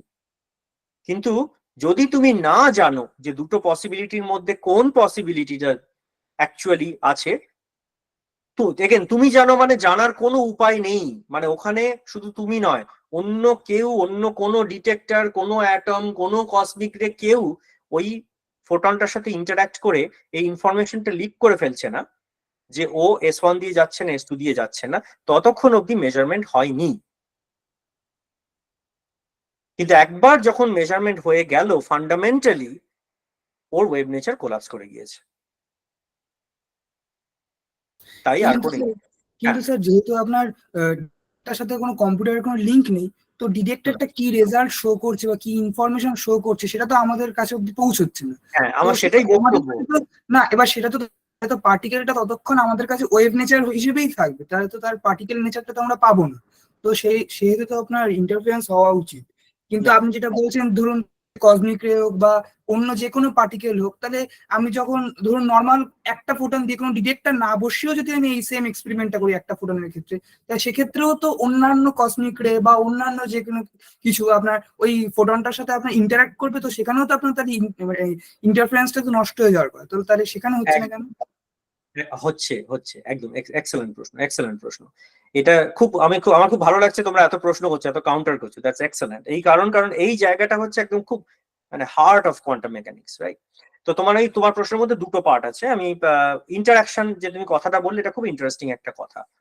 তো আমি একটা স্টেটমেন্ট করি, সেটা হচ্ছে যে কোনো কোয়ান্টাম এক্সপেরিমেন্টে যখনই ওই কোয়ান্টাম পার্টিকেলটার সাথে নেচারের কেউ, মানে in the rest of the universe interact করছে, এবং সেই ইন্টারাকশন যদি হুইচ পাথ ইনফরমেশনটাকে লিক করে, মানে ইন্টারাকশন থেকে যদি বোঝা সম্ভব হয়, তাহলেই ইন্টারফারেন্স প্যাটার্ন ধ্বংস হয়ে যাবে।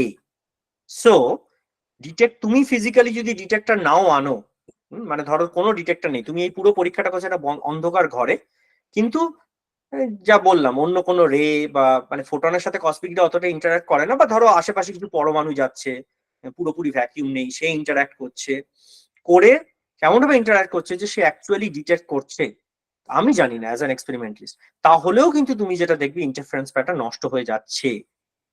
সেটা হচ্ছে আমরা যারা কোয়ান্টাম মেকানিক্সে কাজ করি, ধরো আমার ল্যাবরেটরিতে আমরা কোয়ান্টাম মেকানিক্স নিয়ে কাজ করি, এই যে ডাবল স্লিট ইন্টারফারেন্সের কথা বললাম, এটা আমরা প্রতিদিন আমরা করি আমাদের এক্সপেরিমেন্টে। আমি ফোটন দিয়ে করি না, ম্যাটার দিয়ে করি, মানে অ্যাটমকে স্প্লিট করে করি, অ্যাটমের ওয়েভ ফাংশন দুই জায়গায় রেখে করি। আমাদের সব সময় সতর্ক থাকতে হয় যে যাতে প্রকৃতির অন্য কারোর সাথে, মানে একটা স্ট্রে ফোটন ছুটছে, একটা কসমিক রে ছুটছে, এই আমার কোয়ান্টাম মেকানিক্যাল সিস্টেমটা ইন্টারাক্ট করে ইনফরমেশন লিক না করে দেয়। তার মানে হচ্ছে আমরা যখন এই এক্সপেরিমেন্ট গুলো করি, এই কোয়ান্টাম মেকানিক্স এর এক্সপেরিমেন্ট গুলো আজন্ম কাল ধরে হতে পারে না। যে একটা মানে আমি ধরা যাক এই এক্সপেরিমেন্টটা করছি, ধরা যাক আমি প্রথম স্লিটটা থেকে বা S1 S2 থেকে স্ক্রিনটা কত দূরে রাখবো, ঠিক আছে? মানে যত দূরে রাখবো আমি তত বেশি সম্ভাবনা যে কেউ একজন এসে ইন্টারাক্ট করে ফেলেছে, ও জেনে গেছে এই পথ দিয়ে যাচ্ছে না এই পথ দিয়ে যাচ্ছে। অ্যাকচুয়ালি তাই তুমি যেটা দেখবে যে ইন্টারফিয়ারেন্সের যে মানে ইন্টারফারেন্স যে প্যাটার্নটা, সেই প্যাটার্নের যে কন্ট্রাস্টটা, সেই কন্ট্রাস্টটা ধীরে ধীরে নষ্ট হয়ে যাচ্ছে তুমি যত পরিবেশের সাথে এই সিস্টেমটাকে ইন্টারাক্ট করতে দাও, তত ইন্টারাকশন আনওয়ান্টেড মেজারমেন্ট করে ফেলছে। মানে আমি এই পুরো ডিসকাশনটা থেকে এইটাই বলার চেষ্টা করছি, মেজারমেন্টের মানে কোয়ান্টাম মেকানিক্সের মেজারমেন্টের মানে হচ্ছে যে কোনো interaction with rest of the universe, যে ইন্টারাকশন এই যে পসিবিলিটি গুলো রয়েছে কোয়ান্টাম মেকানিক্সে, যে পসিবিলিটি গুলোর সুপারপজিশন হচ্ছে, সেই পসিবিলিটির মধ্যে সিস্টেমটা অ্যাকচুয়ালি কোনখানে রয়েছে, S1 এ রয়েছে না S2 দিয়ে রয়েছে, এই পসিবিলিটি যে ইন্টারাকশন রিভিল করতে পারে, সেই interaction is consider to be a measurement. কাজে তুমি যে কথা বললে, তুমি প্রশ্নটা পোজ করলে অ্যাজ ইফ এই ইন্টারাকশন হলে, মানে তোমার প্রশ্নটা একদম সঠিক প্রশ্ন, এবং ওর উত্তর হচ্ছে যে কোনো ইন্টারাকশন ডিটেক্টর বসায় কি না বসায় ইজ সাফিসিয়েন্ট টু কিল। যে কারণে কোয়ান্টাম মেকানিক্স এর এক্সপেরিমেন্ট ল্যাবরেটরিতে করা এতটা শক্ত, কারণ আমাকে পুরো রেস্ট অফ দ্য ইউনিভার্স থেকে কোয়ান্টাম সিস্টেমটাকে আইসোলেট করতে হবে।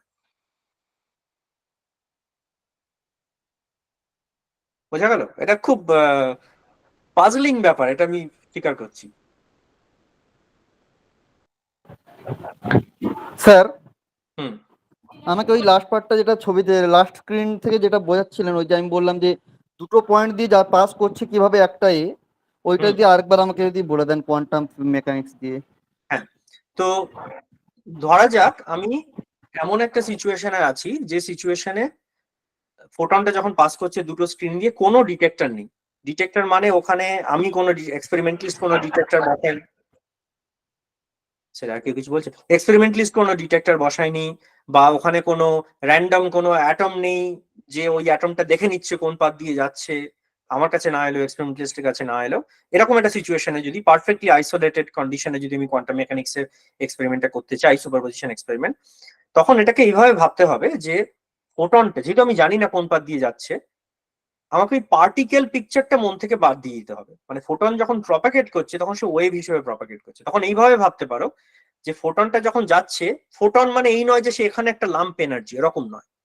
ফোটনটা ঠিক মানে ক্লাসিক অপটিক্স এক্সপেরিমেন্টে যেভাবে ওয়েভ হিসেবে ভেবেছিলে, এনার্জিটা ওয়েভের মতো ডিস্ট্রিবিউট হয়ে গেছে, তুমি এইভাবে ভাবতে পারো ফোটনটা ওয়েভের মতো রয়েছে।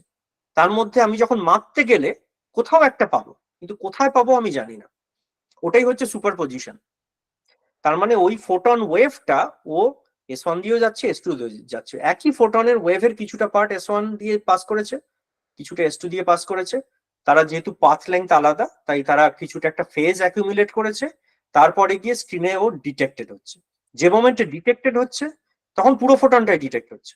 তখন এই ওয়েভটা যে যে জায়গায় স্ক্রিনে গিয়ে পড়েছিল, ঠিক ক্লাসিক্যাল ফিজিক্সের, ক্লাসিক্যাল অপটিক্সের এক্সপেরিমেন্টের মতো, যে যে জায়গায় গিয়ে ফোটনটা গিয়ে স্ক্রিনে পড়েছিল, ও যে কোনো জায়গায় ডিটেক্ট হতে পারতো। ওই শুধু পি পয়েন্টে না, অন্য একটা পয়েন্টেও, কারণ ওয়েভটা যাওয়ার প্রবাবিলিটি ছিল অন্য একটা পয়েন্টে, সেখানেও ডিটেক্ট হতে পারতো। সেগুলো পাওয়ার একটা প্রবাবিলিটি আছে, কতটা প্রবাবিলিটি সেটা আমরা অঙ্ক কষে ক্যালকুলেট করতে পারি। কিন্তু যখন ডিটেক্টেড হচ্ছে ও পার্টিকেল হিসেবে, পুরো ফোটনটাই ডিটেক্টেড হয়ে যাচ্ছে। কিন্তু আমি ডিটেকশন করার আগে যখন ফোটনটা যাচ্ছে, তখন আমাকে ওই ফোটন এখানে আছে ওখানে আছে ওইভাবে ভাবলে হবে না, তখন এই পুরোটা একটা ওয়েভের মতো যাচ্ছে, ঠিক আগেরটার মতোই। ফটো ইলেকট্রিক এফেক্টে কেন তাহলে ওয়েভ হিসাবে ভাববো না? অবশ্যই ওই বিষয়ে ভাবতে হবে। ফটো ইলেকট্রিক, দেখো ফটো ইলেকট্রিক এফেক্ট যে ঘটনাটা, সেটা হচ্ছে যে মানে ওয়েভ হিসাবে ভাববো না তা নয়, কিন্তু ওখানে তুমি কোন ওকে, আমি যখন বলছি ওয়েভ হিসাবে আর পার্টিকেল হিসাবে, তার মানে এই নয় যে আমার মানে আমরা যখন পড়ছি বা আমরা যখন এক্সপেরিমেন্ট করছি, আমি যখন যেটা ইচ্ছা আমি ভাববো। এগেন আমি ডাজন্ট ম্যাটার, আমি as a human being doesn't matter, ঠিক আছে? মানে পিকচারটা কি? পিকচারটা হচ্ছে যে লাইট ফিল্ডের মধ্যে লাইট তার একটা মিনিমাম কোয়ান্টা অফ এনার্জি আছে, সেই কোয়ান্টা অফ এনার্জি হচ্ছে ফোটন। তার মানে অনেকটা ব্যাপারটা ভেবে দেখো, ধরো তোমার পুকুরে জল রয়েছে, সেই জলের মধ্যে তো ওয়েভ রয়েছে, কিন্তু তুমি যদি খুব মাইক্রোস্কোপিক্যালি দেখো, জল একটা কন্টিনিউয়াস জিনিস নয়। জল অনেকগুলো জলের মলিকিউল দিয়ে তৈরি।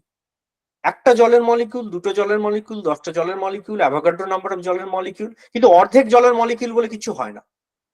একইভাবে তুমি ভাবতে পারো যে আমি যদি ইলেকট্রোম্যাগনেটিক ফিল্ড, যদি আমি এক জায়গা থেকে আরেক জায়গায় যাচ্ছে, ইলেকট্রোম্যাগনেটিক ফিল্ডের মধ্যে সেগুলো, ইলেকট্রোম্যাগনেটিক ফিল্ড ওই জলের মলিকিউলের মধ্যে অনেকগুলো ফোটনের সমষ্টি, তার নিচে আর কিছু হয় না। আমরা নর্মাল ক্লাসিক্যাল ফিজিক্সে ফোটন নিয়ে কথা বলি না, কারণ আমাদের ইলেকট্রোম্যাগনেটিক ফিল্ডের এনার্জি এত বেশি থাকে, ওর মধ্যে এত ফোটন, মানে তোমার যদি 50 লক্ষটা ফোটন থাকে, 50 লক্ষটা আর 50 লক্ষ এক, এর মধ্যে কোনো পার্থক্য নেই। তাই আমরা নর্মালি ফোটন নিয়ে কথা বলি না।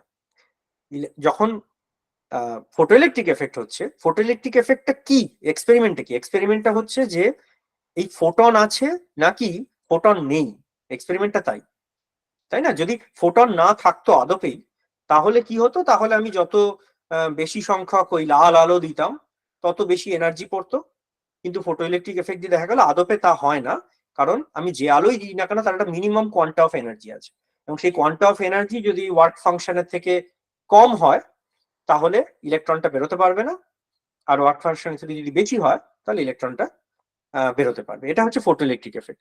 মানে কি ফটো ইলেকট্রিক এফেক্ট, ওখানটায় একটা ফোটন একটা ইলেকট্রনের সঙ্গেই তো কলিশন করে, তাহলে ওয়েভ হিসাবে ভাবলে কলিশন একটা ফোটনের সঙ্গে একটা কলিশনটা, এটা ওয়েভ হিসাবে ভাবলে তো দুজনের সাথেও তো এরকম হতে পারতো না, কারণ এগেন যে মোমেন্টে ইন্টারাকশন হচ্ছে, কি বললাম, ইন্টারাকশন যে মোমেন্টে হচ্ছে তখন পার্টিকেল, মানে একটা ইলেকট্রন, তুমি যেটা বলছো আমি আমি এটাকে একটু একটু এক্সপেরিমেন্টটা পাল্টাচ্ছি, আমি বুঝতে পারছি তুমি কি প্রশ্ন করছো, তোমার কনসেপ্টটা কোথায়, মানে কোন জায়গা থেকে প্রশ্নটা করছো। ধরে নাও ফটো ইলেকট্রিক এফেক্টে আমি এই এক্সপেরিমেন্টটা করছি, যে আলোটা পাঠাচ্ছি ওই মেটালে, ওই আলোর যে সোর্সটা, ওই সোর্স থেকে আমি একটা ফোটনই ছেড়েছি। ঠিক আছে, ধরে নাও একটা মেটাল রয়েছে, ওই সোর্স থেকে আমি একটা ফোটনই ছেড়েছি। এইবারে কি হবে এক্সপেরিমেন্টটা,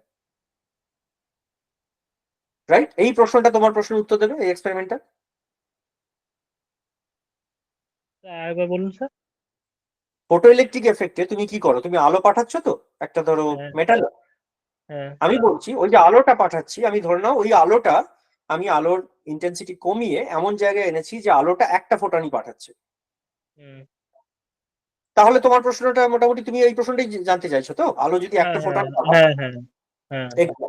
তো এইটার উত্তরটা হবে যে ওই সোর্স থেকে মেটাল অব্দি যে ফোটনটা যে প্রপাগেট করছে, এগেন যদি সেখানে কোনো ডিটেক্টর ফিটেক্টর না বসাই আমি, ওইটা কিন্তু ওয়েভ হিসেবে প্রপাগেট করছে, মানে ওই ফোটনটা একসাথে অনেকটা জায়গা জুড়ে আছে। তার মানে ওই ফোটনটা যে অনেকটা জায়গা জুড়ে মেটালের উপর পড়লো, মেটালের মধ্যে ধরা যাক সেই পুরো জায়গাতে ধরে নাও 10 কোটি পরমাণু আছে, ঠিক আছে, 10 কোটি পরমাণু, 10 কোটিখানা ইলেকট্রন ছিল ধরে নাও। তার মানে ওয়েভ অ্যাসপেক্টটা কি, ওয়েভ অ্যাসপেক্ট হচ্ছে ওই 10 কোটি পরমাণুর মধ্যে কোন পরমাণু এই একটা ফোটনের সাথে ইন্টারঅ্যাক্ট করবে সেইটা প্রবাবিলিস্টিক, তার কারণ এই ফোটনটা ওয়েভ হিসাবে গিয়ে পুরো 10 কোটির উপর একসাথে পড়েছে। পার্টিকেল অ্যাসপেক্টটা কি, যে মোমেন্টে ইন্টারঅ্যাক্ট করবে ও কিন্তু ওই 1/10 কোটি ফোটন, ওরকম কোনো কনসেপ্ট নেই। ওই 10 কোটির মধ্যে কে ইন্টারঅ্যাক্ট করবে সেটা প্রবাবিলিস্টিক, কিন্তু যে ইন্টারঅ্যাক্ট করবে সে ওই একটা ফোটনের সাথে ইন্টারঅ্যাক্ট করবে, কারণ 1-এর কম কোনো ফোটন হয় না। এবার ওই ফোটনের এনার্জি যদি ইলেকট্রনটার এনার্জির থেকে বেশি হয় তাহলে ওই জায়গা থেকে ইলেকট্রনটা বেরিয়ে আসবে। তার মানে এবার তুমি একই এক্সপেরিমেন্টটা করছো, আবার পরে আরেকটা ফোটন ছাড়লে, পরে আরেকটা ফোটন ছাড়লে, পরে আরেকটা ফোটন ছাড়লে, আর তোমার কাছে যদি এমন একটা ডিটেক্টর থাকে ওই এর পরে ইন্টারাকশনের পরে, যেখানে তুমি দেখতে পাবে ঠিক কোন জায়গা থেকে ইলেকট্রনটা বেরিয়েছে, তাহলে তুমি এই ওয়েভ নেচারটাও দেখতে পাবে, পার্টিকেল নেচারটাও দেখতে পাবে। বোঝা গেল কি? হ্যাঁ ঠিক আছে। দেবলিনা কি বক্তব্য? হ্যাঁ, ওই তো হাইলি ইন্টারাক্টিভ, এইটাই বক্তব্য। ওকে, তাহলে আজকে কি এখানে থামবো? আজকে হ্যাঁ ঠিক আছে, ওরা আরেকটু ভাবুক, আবার আরো নতুন নতুন ভালো ভালো প্রশ্ন 7 দিন ধরে ভেবে নিক। Thank you sir. Thank you. প্রশ্ন ভেবে রেখো, আমরা পরের দিনও খানিক কনসেপচুয়াল আলোচনায় যেতে পারি, খানিকটা ম্যাথামেটিক্যাল ফ্রেমওয়ার্কে যেতে পারি। আমি চাইবো যে যেহেতু তোমরা খানিকটা ভাবনা চিন্তার অবকাশ পেলে, হ্যাঁ, সামনের পরের দিনের পরের বৃহস্পতিবারের টাইমের বেস্ট ইউজ হবে যদি তোমরা একটু হোমওয়ার্ক করো তোমরা নিজেদের মধ্যে। আমি জানি না তোমরা একই জায়গায় পড়াশোনা করো না, বিভিন্ন জায়গা থেকে, তোমরা নিজেদের মধ্যে একটু ঘাটাঘাটি করে আমাকে কাহিল করার মধ্যে প্রশ্ন নিয়ে আসো, তাহলে ভালো হয়। স্যার, এটা কিন্তু ভালো বুদ্ধি। হ্যাঁ স্যার, কোয়ান্টাম মেকানিক্স এর জন্য একটা বুক সাজেস্ট করুন প্লিজ। হ্যাঁ, তো এই আমি আমি পরীক্ষা টরীক্ষার কথা বলছি না, সেটা তো সিলেবাস অনুযায়ী ডিপেন্ড করবে, কিন্তু এই বেসিক জায়গাটা আমার মনে হয় খুব ভালো হয় যে ফাইনম্যানের volume 3 lecture, Feynman lectures on physics এর ভলিউম 3, সেখানে ফাইনম্যান অ্যাকচুয়ালি তোমার এই ইন্টারফিয়ারেন্স এক্সপেরিমেন্টটা উনি ফোটন দিয়ে বলেননি, উনি ইলেকট্রন দিয়ে বলেছিলেন। মানে ফাইনম্যান, আমি ঠিক যেভাবে classic Young's double slit experiment বোঝালাম আর তারপরে ওই একই এক্সপেরিমেন্টটা একটা সিঙ্গেল ফোটন করে দিয়ে বোঝালাম, ফাইনম্যান এই একই গল্পটাই বলার চেষ্টা করেছেন, একটা ফোটনের বদলে ইলেকট্রন। ইলেকট্রনও একই ব্যাপার, ইলেকট্রনেরও ওয়েভ নেচার আছে এবং ইলেকট্রনেরও পার্টিকেল নেচার আছে। কাজেই আমরা যে আলোচনা করলাম সবকিছু এক্স্যাক্টলি একই রকম হয়ে যাবে, মানে শুধু ফোটনের বদলে ইলেকট্রন। এটা তুমি ওই জায়গাটা পড়ে দেখতে পারো। ফাইনম্যান লেকচার অন ফিজিক্স এর ভলিউম 3টা একটু শুরুর দিকের, অ্যাটলিস্ট প্রথম চ্যাপ্টারটার একটু খানিকটা যদি পড়ে দেখো, কনসেপচুয়ালি আমার ধারণা অনেকটা ক্লিয়ার হবে। স্যার আর কিছু দেখো ওটা ছাড়া? হ্যাঁ, আর পেডাগজিক্যালি তুমি যদি যেতে চাও, আমার প্রিয় বই, মানে আমি যেটা পড়াই, আমার ইউনিভার্সিটিতে আমি আন্ডার গ্রাজুয়েটদের যে বইটা ফলো করি সেটা হচ্ছে ম্যাকিনটায়ার, MCINTYRE, ম্যাকিনটায়ার। ম্যাকিনটায়ারের এই তো আমার কাছেই আছে, ম্যাকিনটায়ারের একটা কোয়ান্টাম মেকানিক্স বই আছে, এটা আমি ফলো করি। এবং এটা আমার ফলো করার একটা অন্যতম কারণ হচ্ছে যে এই পুরো বইটার কোয়ান্টাম মেকানিক্সের যে অ্যাপ্রোচ, সেই অ্যাপ্রোচটা হলো শুরুতে 2 লেভেল সিস্টেম থেকে। হ্যাঁ, যেমন তোমাদের কেউ একজন বললে যে কোয়ান্টাম মেকানিক্সে অনেক পসিবিলিটি হতে পারে, কিন্তু সিম্পলেস্ট কোয়ান্টাম মেকানিক্যাল সিস্টেম বলতে গেলে একটা কোয়ান্টাম মেকানিক্যাল যেটা 2টো লেভেলে থাকতে পারে। ধরা যাক একটা ইলেকট্রন, তার স্পিন আপ হতে পারে, ডাউন হতে পারে। এবারে তাদের মধ্যে যখন কোয়ান্টাম মেকানিক্যাল সুপারপজিশন করছি, ক্লাসিক্যাল প্রবাবিলিটি নয়, কোয়ান্টাম মেকানিক্যাল, মানে ফান্ডামেন্টালি ওই হুইচ পাথটা জানা নেই, আপে আছে না ডাউনে আছে জানা নেই কারোর কাছে, নেচারের কারোর কাছে, কোয়ান্টাম মেকানিক্যাল সুপারপজিশন যখন করছি, সেই জায়গা থেকে এই ম্যাকিনটায়ার ওই জায়গা থেকে বিল্ড আপ করে তারপরে ওয়েভ ফাংশন বা কিছু, যেগুলো আমরা স্ট্যান্ডার্ড টেক্সট বইতে বেশিরভাগ সময় ওয়েভ ফাংশন পড়ানো হয়, সেটা শেষের দিকে গিয়েছে। তো আমার ওই বইটা আমার খুব ভালো লাগে, ম্যাকিনটায়ার। ওটা আমি ক্লাসে পড়াই ওটা আন্ডারগ্রেড লেভেলে। স্যার একটা রিকোয়েস্ট ছিল, হ্যাঁ আপনি যদি একটু পরবর্তীকালে আর কি ম্যাটার, অ্যান্টিম্যাটার এবং গড পার্টিকেলের উপর যদি একটু আর কি লেকচারে কিছু অংশ রাখেন তাহলে খুব ভালো হয়। গড পার্টিকেল মানে Higgs boson, God damn particle. Higgs boson আর আপনার ম্যাটার, অ্যান্টিম্যাটার মানে ঘোস্ট পার্টিকেল। আচ্ছা ঠিক আছে, সেটা পরে হবে, সেটা আমাদের এখানে নয়, সেটা পরে ভাবা যাবে। আর ঠিক আছে, পার্টিকেল ফিজিক্স নিয়ে কেউ কি আমাদের এই সিরিজে কিছু বলছে? দেবলি না? না, পার্টিকেল ফিজিক্স নিয়ে এখনো পর্যন্ত কিছু বলছে না। হুম, তুমি তাহলে একটু স্টুডেন্টস ডিমান্ড এইবারে না, এই ক্ষেত্রে না, এটা পরবর্তী কোনো কারণে। আচ্ছা, পার্টিকেল ফিজিক্সে বলার মতো অনেক উপযোগী লোক রয়েছে আমাদের ওখানে, লোকালি অনেক রয়েছে। হ্যাঁ। তুমি যদি ধরো সৌমিত্র থেকে আনতে পারো বা কিছু, অসাধারণ। ও এসএসজি কে আমি বলেছিলাম রিলেটিভিটির জন্য, তাহলে এসএসজি কে হ্যাঁ পার্টিকেল অ্যান্টি পার্টিকেল রিলেটিভিটি থেকে তো ইজিলি আসা যায়, রাইট? মানে ডিরাক তার প্রপোজিশনটা করেছিলেনই, সেটা যখন কোয়ান্টাম ফিল্ড থিওরিতে এক্সটেন্ড করছেন ইজিলি। হ্যাঁ, স্যারের সঙ্গে কথা বলবো তাহলে। একদম ঠিক আছে, তাহলে স্টুডেন্টরা ভালো করে বলো। না না থ্যাংক ইউ, তাই বলছি। আচ্ছা ঠিক আছে, তাহলে তোমরা 7 দিন ধরে একটু পড়াশোনা করো, রাজিবুল দাকে কাহিল করার জন্য জিনিসপত্র কালেক্ট করতে। ওকে চলো, বাই, সবাই ভালো থেকো। ঠিক আছে, বাই। আবার নেক্সট উইকে ক্লাস একই দিনে, 7 দিন পরে এই টাইমে। ঠিক আছে রাজিবুল দা, টাটা, বাই।